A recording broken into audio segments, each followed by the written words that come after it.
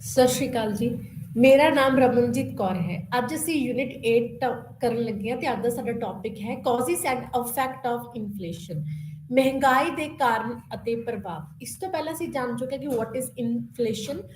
Concepts, measurement and types of inflation. ਕਿ ਜਿਹੜਾ inflation ਹੈ ਉਹ ਕਿੰਨੀ ਤਰ੍ਹਾਂ ਦਾ ਹੁੰਦਾ ਹੈ ਤੇ ਇਨਫਲੇਸ਼ਨ ਨੂੰ ਕਿੱਦਾਂ ਆਪਾਂ ਮੇਜਰ ਕਰ ਸਕਦੇ ਹਾਂ। ਜਿਵੇਂ ਕਿ ਆਪਾਂ ਨੇ ਇਸ ਤੋਂ ਪਹਿਲਾਂ ਵਾਲੇ ਯੂਨਿਟ ਦੇ ਵਿੱਚ ਕੀਤਾ ਸੀਗਾ ਕਿ ਜਿਹੜਾ ਇਨਫਲੇਸ਼ਨ ਹੈ ਉਹ ਕੀ ਹੈ। ਇਨਫਲੇਸ਼ਨ ਦਾ ਮਤਲਬ ਹੈ ਪ੍ਰਾਈਸਿਸ ਦਾ ਇੱਕਦਮ ਇਨਕਰੀਜ਼ ਹੋਣਾ। ਜਦੋਂ ਪ੍ਰਾਈਸਿਸ ਇਨਕਰੀਜ਼ ਹੋ ਜਾਂਦੀਆਂ ਨੇ ਤਾਂ ਇਹਦਾ ਮੇਨ ਰੀਜ਼ਨਸ ਕੀ ਹੁੰਦਾ, ਜਾਂ ਤਾਂ ਐਗਰੀਗੇਟ ਡਿਮਾਂਡ ਇਨਕਰੀਜ਼ ਹੋ ਜਾਂਦੀ ਹੈ ਜਾਂ ਫਿਰ ਜਿਹੜੀ ਕਾਸਟ ਆਫ ਪ੍ਰੋਡਕਸ਼ਨ ਹੈ ਉਹ ਇਨਕਰੀਜ਼ ਹੋ ਜਾਂਦੀ ਆ, ਜਿਹਦੇ ਕਰਕੇ ਜਾਂ ਤਾਂ ਸਪਲਾਈ ਘਟਣ ਲੱਗ ਜਾਂਦੀ ਹੈ ਆਪਣੀ, ਜਾਂ ਫਿਰ ਆਪਣੀ ਡਿਮਾਂਡ ਇਨਕਰੀਜ਼ ਹੋ ਜਾਂਦੀ ਹੈ ਸਪਲਾਈ ਦੇ ਨਾਲੋਂ। ਡਿਮਾਂਡ ਜਦੋਂ ਸਪਲਾਈ ਦੇ ਨਾਲੋਂ ਜ਼ਿਆਦਾ ਹੋ ਜਾਂਦੀ ਹੈ ਤਦ ਫਿਰ ਕੀ ਹੁੰਦਾ, ਜਿਹੜੀਆਂ ਪ੍ਰਾਈਸਿਸ ਨੇ ਉਹ ਇਨਕਰੀਜ਼ ਹੋਣ ਲੱਗ ਜਾਂਦੀਆਂ ਨੇ। ਤਾਂ ਇਹਨੂੰ ਕੀ ਕਹਿੰਦੇ ਆਪਾਂ, ਇਨਫਲੇਸ਼ਨ ਕਹਿੰਦੇ ਆ। ਮੋਸਟਲੀ ਅੱਜ ਕੱਲ ਇਕੋਨਮੀ ਦੇ ਵਿੱਚ ਆਪਾਂ ਡੇਲੀ ਨਿਊਜ਼ਪੇਪਰਸ ਦੇ ਵਿੱਚ ਕਹਿੰਦੇ ਕੋਈ ਨਾ ਕੋਈ ਏਦਾਂ ਦੀ ਨਿਊਜ਼ ਪੜ੍ਹਦੇ ਆ ਕਿ ਐਨੇ ਜਿਹੜਾ ਹੈ ਰੁਪੀਸ ਜਿਹੜਾ ਇਸ ਗੁੱਡ ਦਾ ਪ੍ਰਾਈਸ ਹੈ ਇਨਕਰੀਜ਼ ਹੋ ਗਿਆ, ਐਨੇ % ਇਸ ਗੁੱਡ ਦਾ ਪ੍ਰਾਈਸ ਹੈ ਜਿਹੜਾ ਉਹ ਇਨਕਰੀਜ਼ ਹੋ ਗਿਆ। That is a rise in prices of a commodity, it's called a inflation. ਤੇ ਮੇਜਰਮੈਂਟ ਆਫ ਇਨਫਲੇਸ਼ਨ ਦੇ ਵਿੱਚ ਆਪਾਂ ਨੇ ਦੇਖਿਆ ਸੀਗਾ ਕਿ ਇਨਫਲੇਸ਼ਨ ਨੂੰ ਆਪਾਂ ਇੰਡੈਕਸ ਨੰਬਰਸ ਦੇ ਥਰੂ ਮੇਜਰ ਕਰ ਸਕਦੇ ਹਾਂ। means base years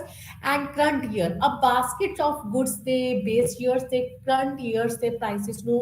ਕੰਪੈਰੀਜ਼ਨ ਕਰਕੇ ਆਪਾਂ ਜਿਹੜਾ ਇਨਫਲੇਸ਼ਨ ਹੈ ਉਹਨੂੰ ਦੇਖ ਸਕਦੇ ਹਾਂ। ਤੇ ਪ੍ਰਾਈਸ ਇੰਡੈਕਸ ਦੇ ਵਿੱਚ 2 ਟਾਈਪਸ ਸੀਗੀਆਂ ਜਿਹਦੇ ਥਰੂ ਆਪਾਂ ਇਨਫਲੇਸ਼ਨ ਚੈੱਕ ਕਰ ਸਕਦੇ ਹਾਂ। ਇੱਕ ਤਾਂ ਸੀਗਾ ਆਪਣਾ ਕੰਜ਼ਿਊਮਰ ਪ੍ਰਾਈਸ ਇੰਡੈਕਸ ਜਿਹਨੂੰ CPI ਬੋਲਦੇ ਆ, ਦੂਸਰਾ ਸੀਗਾ ਆਪਣਾ ਹੋਲਸੇਲ ਪ੍ਰਾਈਸ ਇੰਡੈਕਸ ਜਿਹਨੂੰ WPI ਬੋਲਦੇ ਆ। ਇਹ ਸੀਗੇ ਸਾਡੇ ਮੇਜਰਮੈਂਟਸ ਕਿ ਕਿੱਦਾਂ ਕਰ ਸਕਦੇ ਇਨਫਲੇਸ਼ਨ ਨੂੰ। ਉਸ ਤੋਂ ਬਾਅਦ ਸੀਗਾ ਸਾਡਾ types of inflation. Types of inflation ਦੇ ਵਿੱਚ ਸੀਗਾ ਜਿਹੜਾ ਇਨਫਲੇਸ਼ਨ ਦੀਆਂ ਟਾਈਪਸ ਸੀਗੀਆਂ, ਮੋਸਟਲੀ ਕਹਿੰਦੇ ਡਿਗਰੀਜ਼ ਦੇ ਬੇਸ ਤੇ ਜਿਹੜਾ ਇਨਫਲੇਸ਼ਨ ਹੈ ਉਹ 4 ਪਾਰਟਸ ਦੇ ਵਿੱਚ ਡਿਵਾਈਡ ਆਪਣਾ, ਠੀਕ ਹੈ। ਤਾਂ ਫਰਸਟ ਹੈ ਆਪਣਾ ਇਹਦੇ ਵਿੱਚ creeping inflation, and second walking inflation, third running ਜਿਹਨੂੰ galloping inflation ਬੋਲਦੇ ਆ, and fourth is the hyper inflation। and ਇਹਦੇ ਵਿੱਚ stagflation ਵੀ ਆਉਂਦਾ ਹੈ, deflation ਵੀ ਆਉਂਦਾ ਹੈ। ਤੇ ਉਸ ਤੋਂ ਬਾਅਦ basis on the basis of time war, ਠੀਕ ਹੈ, ਇਹਨਾਂ ਦੇ ਬੇਸਿਸ ਤੇ ਵੀ ਜਿਹੜਾ ਇਨਫਲੇਸ਼ਨ ਹੈ on the basis of scope the base ਤੇ ਹੁੰਦਾ sectoral inflation and comprehensive inflation, and on the basis of rise in price wage induced inflation ਵੀ ਹੁੰਦਾ ਹੈ, profit induced ਜਿਹਨੂੰ markup inflation ਕਹਿੰਦੇ ਆ ਉਹ ਵੀ ਹੁੰਦਾ ਹੈ, and deficit induced inflation ਵੀ ਹੁੰਦਾ ਹੈ, stagflation ਵੀ ਹੁੰਦਾ ਹੈ। ਤਾਂ ਇਹ ਸੀ ਸਾਰੀਆਂ ਨੇ ਸਾਡੀਆਂ ਟਾਈਪਸ ਆਫ ਇਨਫਲੇਸ਼ਨ। ਤੇ ਹੁਣ ਅਸੀਂ ਦੇਖਾਂਗੇ ਕਿ ਜਿਹੜੇ ਇਹ ਇਨਫਲੇਸ਼ਨ ਨੇ ਇਹਨਾਂ ਦੇ ਮੇਨ ਕਾਜ਼ਸ ਕੀ ਨੇ, ਕਿ ਪ੍ਰਾਈਸਿਸ ਆਪਣੇ ਇਨਕਰੀਜ਼ ਕਿਉਂ ਹੁੰਦੇ ਨੇ, ਤੇ ਸਾਡੀ ਇਕੋਨਮੀ ਤੇ ਸਾਡੀ ਜਿਹੜੀ ਗਰੋਥ ਹੈ, ਡਿਵੈਲਪਮੈਂਟ ਹੈ, ਪ੍ਰੋਡਕਸ਼ਨ ਹੈ, GDP ਹੈ, ਉਸ ਤੇ ਇਨਫਲੇਸ਼ਨ ਦਾ ਕੀ ਇਫੈਕਟ ਪੈਂਦਾ ਹੈ। ਤਾਂ ਸਭ ਤੋਂ ਪਹਿਲਾਂ ਆਪਾਂ ਦੇਖਦੇ ਹਾਂ ਕਾਜ਼ਸ ਆਫ ਇਨਫਲੇਸ਼ਨ। ਤਾਂ ਕਾਜ਼ਸ ਆਫ ਇਨਫਲੇਸ਼ਨ ਦੇ ਵਿੱਚ ਮੋਸਟਲੀ ਕਹਿੰਦੇ 2 ਕਾਜ਼ਸ ਨੇ ਇਨਫਲੇਸ਼ਨ ਦੇ। First is the demand side inflation, second is the supply side inflation। ਇਹ mostly 2 ਰੀਜ਼ਨ ਕਰਕੇ ਜਿਹੜੀਆਂ ਪ੍ਰਾਈਸਿਸ ਨੇ ਆਪਣੀਆਂ ਕੀ ਹੁੰਦੀਆਂ ਨੇ, ਗੁੱਡਸ ਦੀਆਂ ਇਨਕਰੀਜ਼ ਹੁੰਦੀਆਂ ਨੇ। ਤਾਂ ਸਭ ਤੋਂ ਪਹਿਲਾਂ ਆਪਾਂ ਥਿਊਰੀਜ਼ ਆਫ ਇਨਫਲੇਸ਼ਨ ਦੇਖਦੇ ਹਾਂ ਜਿਨ੍ਹਾਂ ਦੇ ਥਰੂ ਕਹਿੰਦੇ ਆਪਣੀ ਪ੍ਰਾਈਸਿਸ ਰਾਈਜ਼ ਹੁੰਦੇ ਨੇ। First is the demand side inflation. ਇਹਨੂੰ ਆਪਾਂ ਕੀ ਕਹਿੰਦੇ ਆ, ਡਿਮਾਂਡ ਪੁੱਲ ਇਨਫਲੇਸ਼ਨ ਵੀ ਕਹਿੰਦੇ ਆ, ਜਿਹਦੇ ਥਰੂ ਪ੍ਰਾਈਸਿਸ ਰਾਈਜ਼ ਹੁੰਦੀਆਂ ਨੇ। ਤਾਂ ਕੀ ਹੁੰਦਾ ਹੈ demand side inflation and demand pull inflation. The firstly कहते demand pull inflation theory is the oldest theory of price rise। ये oldest theory है जिसे थ्रू दस्या जाता है कि price rise क्यों होता है। According to this theory, inflation refers to a situation in which aggregate demand at the existing price level for exceeds aggregate supply of goods and services. ਇਸ ਥਿਊਰੀ ਦੇ ਅਕੋਰਡਿੰਗ ਕੀ ਹੁੰਦਾ ਹੈ, ਜਿਹੜੀ ਐਗਰੀਗੇਟ ਡਿਮਾਂਡ ਹੁੰਦੀ ਆ ਆਪਣੀ ਟੋਟਲ ਇਕੋਨਮੀ ਦੀ total demand ਕਹਿੰਦੇ total ਜਿਹੜੀ supply of goods and services ਆ ਉਹਨਾਂ ਤੋਂ ਜ਼ਿਆਦਾ ਹੋ ਜਾਂਦੀ ਆ। ਕਹਿੰਦੇ ਡਿਊ ਟੂ ਦਿਸ ਰੀਜ਼ਨ ਕਹਿੰਦੇ ਡਿਮਾਂਡ ਕੀ ਹੁੰਦੀ ਆ, ਪੁਸ਼ ਕਰਦੀ ਆ ਪ੍ਰਾਈਸਿਸ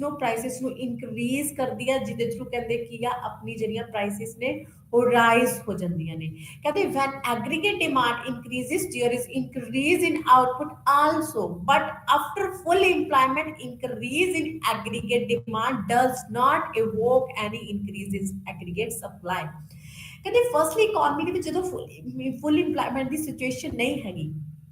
अपने को प्रोडक्शन कैपेसिटी है प्रोड्यूस करने दी, उदों जो डिमांड है जी गुड्स की इंक्रीज होती है तो नाल दी नाल आउटपुट भी इंक्रीज होती है। पर जदों कहते हौली हौली फुल इंप्लॉयमेंट की सिचुएशन आ जाती है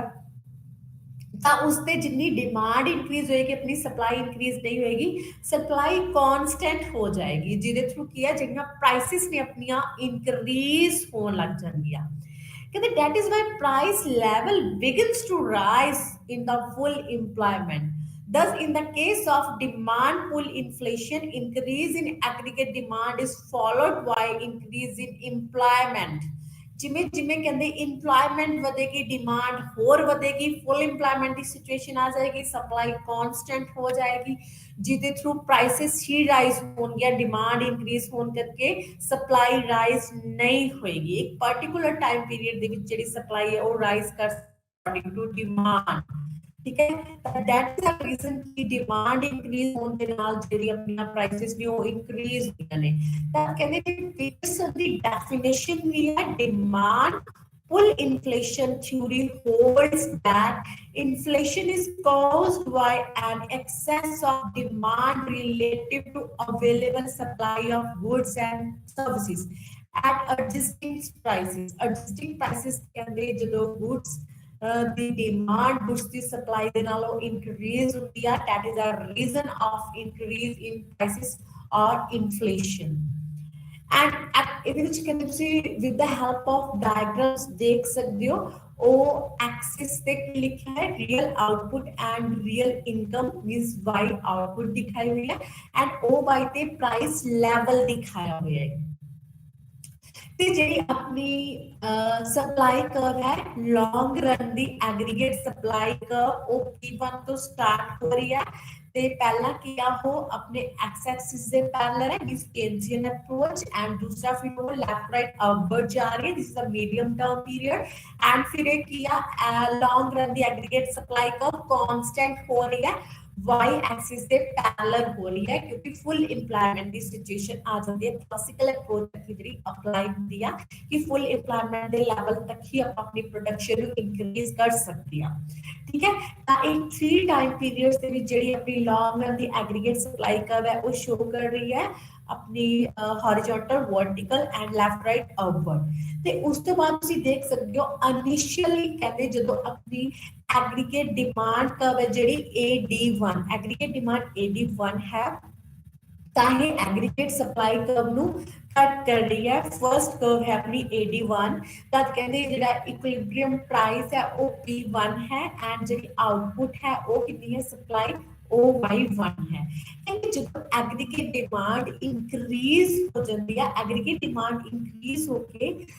AD2 हो जाती है मींस राइटवर्ड शिफ्ट हो जाती है this is the increase in aggregate demand तद अपनी रियल आउटपुट है जी वो भी इंक्रीज होएगी Y1 तो Y2 हो जाएगी ते प्राइसेस ਦੇ ਵਿੱਚ कोई भी इंक्रीज नहीं आएगा प्राइसेस P1 ही रहती है क्योंकि जितनी डिमांड इंक्रीज हुई है उतनी ही सप्लाई भी इंक्रीज हुई है Y तो Y1 क्योंकि अपने को प्रोडक्शन कैपेसिटी सी जिते थ्रू डिमांड के अकॉर्डिंग आपने सप्लाई इंक्रीज कर दी एंड उस तो बाद अगर एग्रीगेट डिमांड होर इंक्रीज होती है तब अपनी एग्रीगेट डिमांड कर्व AD2 तो राइटवर्ड शिफ्ट होके कितनी हो जाती है AD3 हो जाती है then now AD3 is a new aggregate demand curve जो राइज इन एग्रीगेट डिमांड दिखा रही है ता ए हुन कर रही है AS कर्व नु long run the aggregate supply curve नु इत्थे सानू शो हो रहा है कि प्राइसेस दे विच इंक्रीज हो रहा है प्राइसेस OP1 तो इंक्रीज होके कितने हो गए ने OP2 ਤੇ ਨਾਲ ਦੀ ਨਾਲ ਸਪਲਾਈ ਵੀ ਇੰਕਰੀਜ਼ ਹੋ ਰਹੀ ਹੈ ਸਪਲਾਈ OY2 ਤੋਂ ਇੰਕਰੀਜ਼ ਹੋ ਕੇ ਕਿੰਨੀ ਹੋਗੀ OY3 ਹੋਗੀ ਐਗਰੀਗੇਟ डिमांड इंक्रीज होने ਨਾਲ ਸਪਲਾਈ ਵੀ ਇੰਕਰੀਜ਼ ਹੋ ਰਹੀ ਹੈ ਬਟ ਨਾਲ ਦੀ ਨਾਲ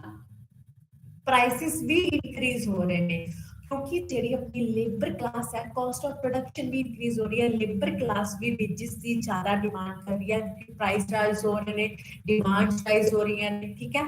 दैट इज व्हाई कि सप्लाई दे नाल प्राइस भी इंक्रीज होगी जब एग्रीगेट डिमांड इंक्रीज होएगी। अगर कहते एग्रीगेट डिमांड हो इंक्रीज हो जाती है तो एग्रीगेट डिमांड कर्व AD3 तो शिफ्ट होके AD4 पे चले जाती है The AD4 is a new demand curve जो increase in demand दिखा रही है। ਤਾਂ ਇੱਥੇ ਤੁਸੀਂ ਦੇਖ ਸਕਦੇ ਹੋ ਕਿ ਪ੍ਰਾਈਸ ਦੇ ਵਿੱਚ ਇਨਕਰੀਜ਼ ਹੋ ਕੇ P2 ਤੋਂ ਪ੍ਰਾਈਸ ਇਨਕਰੀਜ਼ ਹੋ ਕੇ P3 ਤੇ ਪਹੁੰਚ ਗਿਆ। दूसरी तरफ कहते जी सप्लाई है आउटपुट है रियल आउटपुट वो भी इंक्रीज होके Y3 तो YFE तक चलेगी। तो जिथे कहते YFE दी आउटपुट हो रही है that is a full employment the situation. इथे इकोनॉमी दे विच क्या फुल इंप्लॉयमेंट है आप सिर्फ इत्थों तक ही प्रोड्यूस कर सकते हैं YFE तक ही जिथे प्राइस P3 है। इस तो ज्यादा प्रोडक्शन नहीं कर सकते क्योंकि अपनी प्रोडक्शन कैपेसिटी इथे तक ही है लॉन्ग टर्म दे विच। ठीक है अगर कहते उस तो बाद भी एग्रीगेट डिमांड है जी इंक्रीज होंगी एग्रीगेट डिमांड कर्व है जी अपवर्ड राइटवर्ड फोर शिफ्ट हो जाएगी। न्यू डिमांड कर्व बन जाएगी AD4 तो AD5 is a new demand curve जो इंक्रीज इन डिमांड दिखा रही है। तो इस तो सानू शो हो रहा है कि फुल इंप्लॉयमेंट की सिचुएशन तो बाद एग्रीगेट डिमांड इंक्रीज होने के नाल सप्लाई मींस आउटपुट दे विच कोई भी इंक्रीज नहीं आएगा आउटपुट कांस्टेंट होएगी। जिवें कि पहला भी जो एग्रीगेट डिमांड AD4 सी आउटपुट अपनी YFE सी हुन भी जेडी एग्रीगेट डिमांड AD5 है अपनी आउटपुट YFE ही है क्योंकि फुल इंप्लॉयमेंट ये जेडी अपनी है अपनी आउटपुट हो रही है। इस तो ज्यादा इंक्रीज नहीं कर सकती। तो फिर की इंक्रीज होएगा ओनली प्राइस ही इंक्रीज होएगा। प्राइस P3 तो इंक्रीज होके P4 पे चला जाएगा। अगर इस तो भी ज्यादा एग्रीगेट डिमांड इंक्रीज होती है AD5 तो AD6 अपवर्ड जाती है। तो जिवें जिवें एग्रीगेट डिमांड इंक्रीज होएगी प्राइसेस इंक्रीज होते जाएंगे सप्लाई कांस्टेंट रहेगी सप्लाई दे विच कोई भी इंक्रीज नहीं होएगा। दैट इज अ रीजन कि एग्रीगेट डिमांड इंक्रीज होने दे नाल ਜਿਹੜੀਆਂ प्राइसेस ने की इंक्रीज होंदियां ने इन पर डिमांड पुल इन्फ्लेशन कहते हैं क्योंकि डिमांड पुल करता है प्राइसेस नु ठीक है इन्फ्लेशन।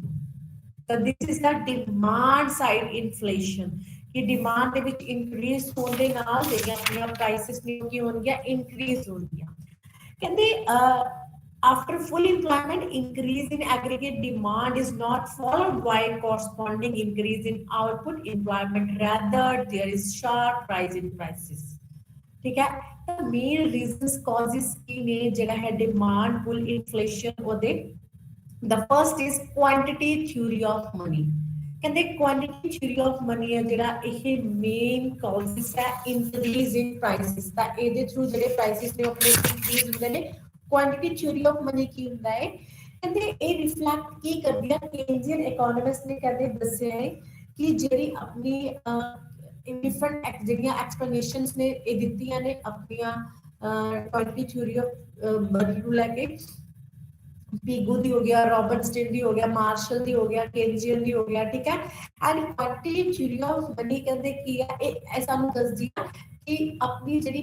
ਇਕਨੋਮੀ ਹੈ ਉਹਦੇ ਵਿੱਚ ਮਨੀ ਦੀ ਸਪਲਾਈ ਕਿਸ ਤਰ੍ਹਾਂ ਹੋ ਰਹੀ ਹੈ। ਠੀਕ ਹੈ equation of exchange used in the quantity theory of money ਇਹਦੇ ਵਿੱਚ ਤੁਸੀਂ ਇਕੁਏਸ਼ਨਸ ਦੇਖ ਰਹੇ ਹੋ that is the MB = PY। ਦਾ M ਕੀ ਹੈ M ਹੈ quantity of money in circulation in the economy ਕਿ ਸਾਡੀ ਜਿਹੜੀ ਇਕਨੋਮੀ ਹੈ ਉਹਦੇ ਵਿੱਚ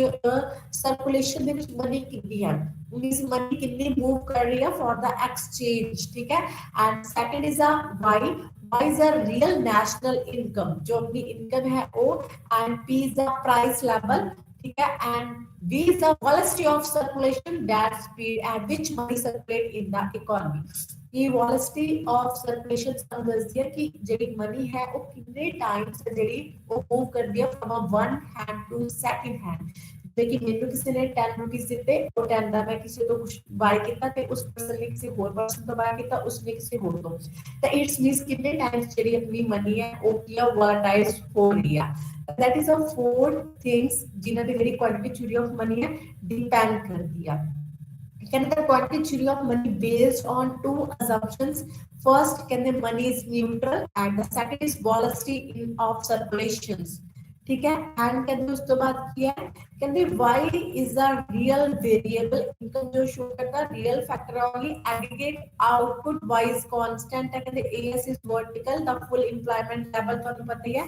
फुल एम्प्लॉयमेंट ते एएस कर्व स्टडी वर्टिकल ਹੁੰਦੀ ਆ ਕਹਿੰਦੇ ਮਨੀ ਪਾਲਿਸੀ ਨੇ ਜਿਹੜੀ ਮੋਨਿਟਰੀ ਪਾਲਿਸੀ ਨੇ ਜਿਹੜੀ ਉਹਨਾਂ ਦੇ ਥਰੂ ਜਿਹੜੀ ਆਪਣੀ ਮਨੀ ਸਪਲਾਈ ਕੀਤੀ ਜਾਂਦੀ ਹੈ ਕੁਆਂਟੀਟੀ ਥਿਊਰੀ ਆਫ ਮਨੀ ਕਹਿੰਦੇ ਉਹਨਾਂ ਦੇ ਵਿੱਚ ਅਪਲਾਈ ਹੁੰਦਾ ਹੈ ਤੇ ਇਹ ਵਿੱਚ ਸੈਂਟਰਲ ਬੈਂਕ ਆ ਜਿਹੜਾ ਆਰਬੀ ਹੈ ਜਿਹੜਾ ਉਹ ਕੁਆਂਟੀਟੀ ਆਫ ਮਨੀ ਹੈ ਜਿਹੜੀ ਉਹ ਇਨਕਰੀਜ਼ ਵੀ ਕਰ ਸਕਦਾ ਹੈ ਡਿਕਰੀਜ਼ ਵੀ ਕਰ ਸਕਦਾ ਹੈ with the help of commercial banks ਤਾਂ ਜਿਹੜਾ ਆਰਬੀਆਈ ਹੈ ਅਗਰ ਉਹ ਆਪਣੀ ਚੀਪ ਮਨੀ ਪਾਲਿਸੀ अपना रहा है तो कमर्शियल बैंक से थ्रू क्रेडिट क्रिएशन ज्यादा करेगा प्राइमरी डिपॉजिट तो बाद सेकेंडरी डिपॉजिट से थ्रू क्रेडिट क्रिएशन ज्यादा करेगा और लोगों को पैसा ज्यादा देगा किसके थ्रू और रेट ऑफ इंटरेस्ट कट करेगा बैंक रेट कट करेगा रेपो रेट कट करेगा सीआरआर कट करेगा एसएलआर कट करेगा जिहदे थ्रू मनी की सप्लाई ज्यादा होगी तब मनी लोगों के हथों ਵਿੱਚ ਜ਼ਿਆਦਾ ਜਾਏਗੀ ਤਾਂ ਲੋਕ ਉਹਨੂੰ ਕੀ ਕਰਨਗੇ ਐਕਸਪੈਂਡੀਚਰਸ ਕਰਨਗੇ ਡਿਮਾਂਡ ਕਰਨਗੇ ਉਹਨਾਂ ਦੇ ਥਰੂ ਅਗਰ ਟੂ ਕਲਾਸਿਸ ਨੇ ਕੰਜ਼ਿਊਮਰਸ ਐਂਡ ਪ੍ਰੋਡਿਊਸਰਸ ਤਾਂ ਕੰਜ਼ੰਪਸ਼ਨ ਐਕਸਪੈਂਡੀਚਰਸ ਕੰਜ਼ਿਊਮਰਸ ਦੇ ਥਰੂ ਇਨਕਰੀਜ਼ ਹੋਏਗਾ ਐਂਡ ਪ੍ਰੋਡਕਸ਼ਨ ਐਕਸਪੈਂਡੀਚਰ ਜਿਹੜਾ ਉਹ ਪ੍ਰੋਡਿਊਸਰਸ ਦੇ ਥਰੂ ਇਨਕਰੀਜ਼ ਹੋਏਗਾ ਤਾਂ ਇਸ ਦੇ ਥਰੂ ਕੀ ਹੈ ਜਿਹੜੀ ਐਗਰੀਗੇਟ ਡਿਮਾਂਡ ਹੈ ਇਨਕਰੀਜ਼ ਹੋ ਜਾਏਗੀ ਤਾਂ ਐਗਰੀਗੇਟ ਡਿਮਾਂਡ ਇਨਕਰੀਜ਼ ਹੋਣ ਦੇ ਨਾਲ ਕੀ ਹੈ ਇਨਫਲੇਸ਼ਨ ਦੀ ਸਿਚੁਏਸ਼ਨ ਆ ਜਾਏਗੀ प्राइसेस राइज हो जाती है तो इतने की main reason quantity theory of money कि बैंक्स के थ्रू कमर्शियल बैंक्स दे थ्रू किया अपना जरा है मनी दी सप्लाई इंक्रीज होना तो मनी दी सप्लाई ते भी जड़ी है अपनी प्राइसेस इन्फ्लेशन डिपेंड करता है this is the first demand pull inflation जरा डिमांड नु की करता है पुल करता है and the second reason Keynesian theory Keynesian theory भी कहते हैं डिमांड साइड इन्फ्लेशन ਦੇ ਵਿੱਚ ਪੈਲ ਦਿੰਦਾ ਹੈ ਕਹਿੰਦੇ when aggregate demand exceeds aggregate supply in prices begin to rise ਕਹਿੰਦੇ ਜਦੋਂ aggregate demand aggregate supply ਤੋਂ ਜ਼ਿਆਦਾ ਹੋ ਜਾਂਦੀ ਹੈ ਤਾਂ ਫਰਸਟਲੀ ਕਹਿੰਦੇ ਪ੍ਰਾਈਸਿਸ ਕਹਿੰਦੇ ਕਨਸਟੈਂਟ ਰਹਿੰਦੇ ਨੇ ਉਸ ਤੋਂ ਬਾਅਦ ਹੌਲੀ ਹੌਲੀ ਇਨਕਰੀਜ਼ ਹੋਣੇ ਸਟਾਰਟ ਹੋ ਜਾਂਦੇ ਨੇ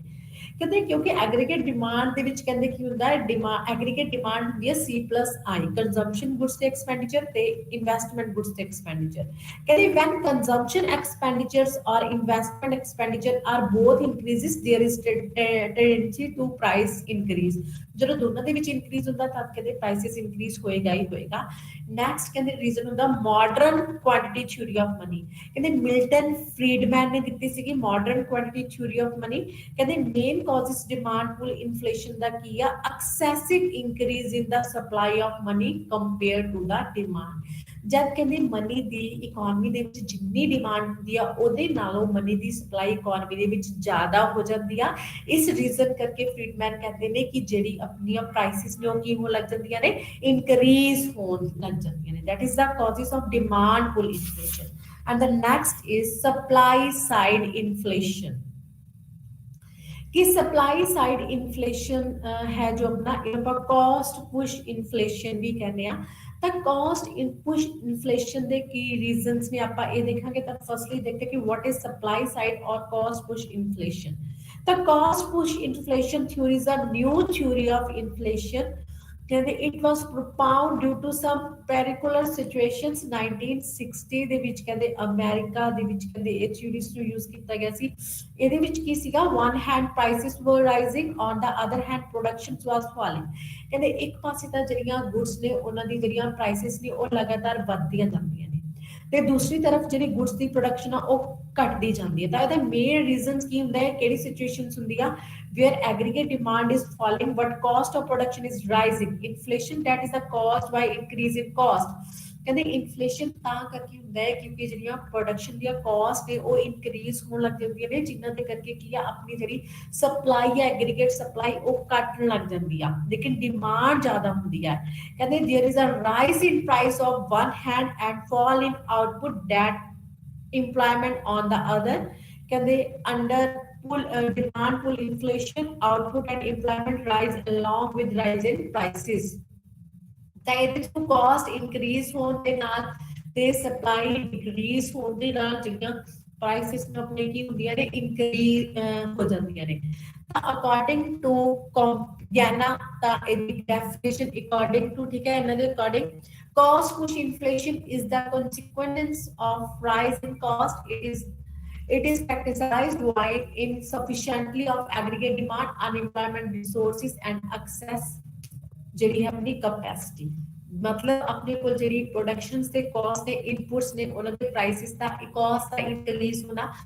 ਜਾਂ ਫਿਰ ਕੀ ਆ ਕਾਸਟ ਆਫ ਪ੍ਰੋਡਕਸ਼ਨ ਇਨਕਰੀਜ਼ ਹੁੰਦੀ ਹੈ ਜਿਹਦੇ ਕਰਕੇ ਸਪਲਾਈ ਕੀ ਹੋ ਜਾਂਦੀ ਹੈ ਡਿਕਰੀਜ਼ ਹੋ ਜਾਂਦੀ ਹੈ ਜਿਹਦੇ ਕਰਕੇ ਪ੍ਰਾਈਸਿਸ ਕੀ ਹੋਣੇ ਸਟਾਰਟ ਹੋ ਜਾਂਦੇ ਨੇ ਇਨਕਰੀਜ਼ ਹੋਣੇ ਸਟਾਰਟ ਹੋ ਜਾਂਦੇ ਨੇ ਜਿਵੇਂ ਕਿ ਤੁਸੀਂ ਇਸ ਡਾਇਗਰਾਮ ਦੇ ਵਿੱਚ ਦੇਖ ਸਕਦੇ ਹੋ ओ एक्स अक्ष ते इनकम लेवल दिता होया है ओ वाई ते प्राइस लेवल दिता होया है जेडी एग्रीगेट डिमांड कर्व है this is the left right downward है जो इनवर्स रिलेशनशिप दस रही है between the price and demand and दूसरी तरफ जेडी इनिशियल एग्रीगेट सप्लाई कर्व है that is the AS1 initial aggregate supply curve है जेडी एग्रीगेट डिमांड नु E पॉइंट ते कट कर रही है E is the equilibrium point जिथे कहते प्राइस है जेड़ा P1 फिक्स होया है एंड क्वांटिटी जेडी कितनी प्रोड्यूस हो रही है OY1 प्रोड्यूस हो रही है मान लो कहते कॉस्ट ऑफ प्रोडक्शन इंक्रीज होगी मींस कॉस्ट इंक्रीज होगी लेकिन डिमांड पहला जितनी हुई है ठीक है जे अपने इनपुट्स ने जिवें कि लैंड लेबर कैपिटल ਤਾਂ ਲੈਂਡ ਨੂੰ ਵੀ ਜਿਹੜਾ ਹੈ ਆਪਾਂ ਨੂੰ ਰੈਂਟ ਜ਼ਿਆਦਾ ਦੇਣਾ ਪੈ ਰਿਹਾ ਹੈ ਕੈਪੀਟਲ ਦੇ ਬਦਲੇ ਰੇਟ ਆਫ ਇੰਟਰਸਟ ਜ਼ਿਆਦਾ ਦੇਣਾ ਪੈ ਰਿਹਾ ਹੈ ਲੇਬਰ ਵੇਜਸ ਜ਼ਿਆਦਾ ਦੇਣੀਆਂ ਪੈ ਰਹੀਆਂ ਨੇ ਪਹਿਲਾਂ ਸਾਡੀਆਂ ਜਿਹੜੀ ਸੀਗੀਆਂ 20 ਗੁੱਡਸ ਪ੍ਰੋਡਿਊਸ ਕਰਨ ਤੇ ਸਿਰਫ 100 ਕਾਸਟ ਆਉਂਦੀ ਸੀ ਹੁਣ ਸਾਡੀ 20 ਗੁੱਡਸ ਪ੍ਰੋਡਿਊਸ ਕਰਨ ਤੇ ਸਿਰਫ ਕਿੰਨੀ ਕਾਸਟ ਆ ਰਹੀ ਹੈ 200 ਆ ਰਹੀ ਹੈ ਇਸ ਕਾਸਟ ਦੇ ਵਿੱਚ ਇਨਕਰੀਜ਼ ਹੋਇਆ ਤਾਂ ਕੀ ਆ ਹੁਣ ਆਪਾਂ ਸਿਰਫ ਜਿਹੜੀ ਹੈ 10 ਗੁੱਡਸ ਹੀ 100 ਰੁਪਏ ਦੇ ਵਿੱਚ ਕੀ ਆ ਪ੍ਰੋਡਿਊਸ ਕਰ ਸਕਦੇ ਆ ਤਾਂ it's means goods the supply ਘਟ ਗਈ ਤਾਂ ਗੁੱਡਸ ਦੀ ਜਦੋਂ ਸਪਲਾਈ ਘਟ ਜਾਏਗੀ ਤਾਂ ਜਿਹੜੀ ਐਗਰੀਗੇਟ ਸਪਲਾਈ ਕਰਵ ਹੈ ਉਹ AS ਤੋਂ 1 ਤੋਂ ਸ਼ਿਫਟ ਹੋ ਕੇ लेफ्टवर्ड कितनी शिफ्ट हो जाएगी AS2 पे शिफ्ट हो जाएगी that AS2 is due supply curve जो की दिखा रही है डिक्रीज इन सप्लाई दिखा रही है due to increase in cost ਵਿੱਚ ਇੰਕਰੀਜ਼ ਹੋਣ ਕਰਕੇ ਜਿਹੜੀ ਸਪਲਾਈ ਹੈ ਉਹ ਡਿਕਰੀਜ਼ ਹੋ ਜਾਏਗੀ ਸਪਲਾਈ ਕਰਵ AS1 ਤੋਂ AS2 ਤੇ ਸ਼ਿਫਟ ਹੋ ਜਾਏਗੀ ਤਾਂ ਜਿਹਦੇ ਥਰੂ AD ਕਰਵ ਨੂੰ ਇੱਕ ਨਿਊ ਪੁਆਇੰਟ ਤੇ ਕੱਟ ਕਰੇਗਾ that is the E dash is a equilibrium point जो की शो कर रहा है कि अपनी ਜਿਹੜੀ ਹੈ ਆਉਟਪੁੱਟ ਉਹਦੇ ਵਿੱਚ ਡਿਕਰੀਜ਼ ਹੋ ਗਿਆ ਕਾਸਟ ਵਧਣ ਦੇ ਨਾਲ ਕਿੰਨਾ ਡਿਕਰੀਜ਼ ਹੋ ਗਿਆ ਆਉਟਪੁੱਟ OY1 ਤੋਂ ਘਟ ਕੇ ਕਿੰਨੀ ਰਹਿ ਗਈ OY2 ਰਹਿ ਗਈ ਦੂਸਰੀ ਤਰਫ ਪ੍ਰਾਈਸ ਦੇ ਵਿੱਚ ਕਿੰਨਾ ਇਨਕਰੀਜ਼ ਹੋ ਗਿਆ ਆਉਟਪੁੱਟ ਘਟਣ ਦੇ ਨਾਲ P1 ਤੋਂ ਪ੍ਰਾਈਸ ਵਧ ਕੇ ਕਿੰਨੀ ਹੋ ਗਈ P2 ਹੋ ਗਈ ਮੀਨਸ ਆਪਣੀ ਜਿਹੜੀ ਹੈ ਸਪਲਾਈ ਘਟਣ ਦੇ ਨਾਲ ਜਿਹੜੀ ਪ੍ਰਾਈਸ ਹੈ ਉਹ ਕੀ ਹੋ ਜਾਏਗੀ ਇਨਕਰੀਜ਼ ਹੋ ਜਾਏਗੀ क्योंकि डिमांड पहला जितनी ही है that is a cost push inflation and supply side inflation ਤਾਂ ਤੁਸੀਂ ਦੇਖ ਸਕਦੇ ਹੋ ਜਿਹੜੇ ਹੈ ਮੇਨ ਕਾਜ਼ਸ ਕੀ ਨੇ ਕਹਿੰਦੇ ਸਪਲਾਈ ਸਾਈਡ ਇਨਫਲੇਸ਼ਨ ਦੇ increase in the rate of wages and wage induced inflation ਕਹਿੰਦੇ ਜਿਵੇਂ ਕਿ ਆਪਾਂ ਨੇ ਟਾਈਪਸ ਦੇਖਿਆ ਸੀਗਾ ਇੱਕ ਸੀਗਾ wage induced inflation ਜਿਵੇਂ ਕਿ ਮੈਂ ਤੁਹਾਨੂੰ ਹੁਣ ਵੀ ਦੱਸਿਆ ਕਿ wages ਦਾ increase ਹੋਣਾ ਕਿਉਂਕਿ imperfect competition ਦੇ ਵਿੱਚ ਜਿਹੜੀਆਂ trade unions ਨੇ ਉਹ strong ਹੁੰਦੀਆਂ ਨੇ ਹਨਾ ਤਾਂ strong ਹੋਣ ਕਰਕੇ ਉਹ ਕੀ ਕਰਦੀਆਂ ਨੇ ਸਟ੍ਰਾਈਕਸ ਕਰਦੀਆਂ ਨੇ ਠੀਕ ਹੈ ट्रेड यूनियंस इकट्ठा होके कि साडियां जड़ियां अपनियां लेबर यूनियंस की जड़ियां अपनियां वेजेस ने साडियां घट तो घट इतनियां फिक्स होनियां चाहिए ने जिनमें कि मिनिमम वेजेस लेजिस्लेशन लॉ भी बनया है ਤਾਂ ਆਪਾਂ ਉਹਨਾਂ ਆਪਾਂ ਨੂੰ ਵੇਤਨ ਜਿਹੜਾ ਉਹ ਦੇਣਾ ਪੈਂਦਾ ਹੈ ਨਹੀਂ ਤਾਂ ਸਾਡੀ ਜਿਹੜੀ ਸਪਲਾਈ ਉਹ ਟੋਟਲੀ ਬੰਦ ਹੋ ਜਾਂਦੀ ਆ ਕਦਾ ਕੀ ਆ ਕਹਿੰਦੇ ਜਦੋਂ ਵੇਜਸ ਇਨਕਰੀਜ਼ ਹੁੰਦੀਆਂ ਨੇ ਤਦ ਕਿ ਜਿਹੜੀ ਆਪਣੀ ਪ੍ਰੋਡਕਟਿਵਿਟੀ ਆਫ ਲੇਬਰ ਡਿਕਰੀਜ਼ ਹੁੰਦੀ ਆ ਜਿਵੇਂ ਜਿਵੇਂ ਆਪਾਂ ਲੇਬਰ ਨੂੰ ਜ਼ਿਆਦਾ ਯੂਜ਼ ਕਰਦੇ ਹਾਂ ਵੇਜਸ ਇਨਕਰੀਜ਼ ਤਾਂ ਪ੍ਰੋਡਕਟਿਵਿਟੀ ਡਿਕਰੀਜ਼ ਹੁੰਦੀ ਹੈ ਮੀਨਸ ਕਾਸਟ ਆਫ ਪ੍ਰੋਡਕਸ਼ਨ ਜਿਹੜੀ ਉਹ ਵਧਣ ਲੱਗ ਜਾਂਦੀ ਆ ਆਪਾਂ ਵੇਜਸ ਜ਼ਿਆਦਾ ਦਿੰਦੇ ਹਾਂ ਤਾਂ ਕਾਸਟ ਆਫ ਪ੍ਰੋਡਕਸ਼ਨ ਆਪਣੀ ਇਨਕਰੀਜ਼ ਹੋ ਜਾਏਗੀ ਜਿਹਦੇ ਕਰਕੇ ਆਪਣੀ ਜਿਹੜੀ ਕਾਸਟ ਆਫ ਜਿਹਦੇ ਕਰਕੇ ਆਪਣੀ ਜਿਹੜੀ ਸਪਲਾਈ ਹੈ ਡਿਕਰੀਜ਼ ਹੋ ਜਾਏਗੀ ਤੇ ਜਿੰਨੀ ਕਾਸਟ ਆਫ ਪ੍ਰੋਡਕਸ਼ਨ ਇੰਕਰੀਜ਼ ਹੋਏਗੀ ਉਨ੍ਹਾਂ ਪ੍ਰਾਈਸਿਸ ਵੀ ਇੰਕਰੀਜ਼ ਹੋਣਗੇ ਕਿਉਂਕਿ ਸਪਲਾਈ ਡਿਕਰੀਜ਼ ਹੋਏਗੀ ਤਾਂ ਇਹ ਸੀਗਾ ਵੇਜ ਇੰਡਿਊਸ ਇਨਫਲੇਸ਼ਨ ਦੇ ਥਰੂ ਆਪਣਾ ਸਪਲਾਈ ਡਿਕਰੀਜ਼ ਹੋਣਾ ਤੇ ਪ੍ਰਾਈਸ ਇੰਕਰੀਜ਼ ਹੋਣਾ and second is increase in rate of profit on profit induced inflation कहते imperfectly competitive market ਦੇ ਵਿੱਚ ਸਪੈਸ਼ਲੀ ਮੋਨੋਪੋਲੀ ਹੁੰਦੀ ਆ oligopoli ਹੁੰਦੀ ਆ duopoly ਹੁੰਦੀ ਆ ਕਹਿੰਦੇ producers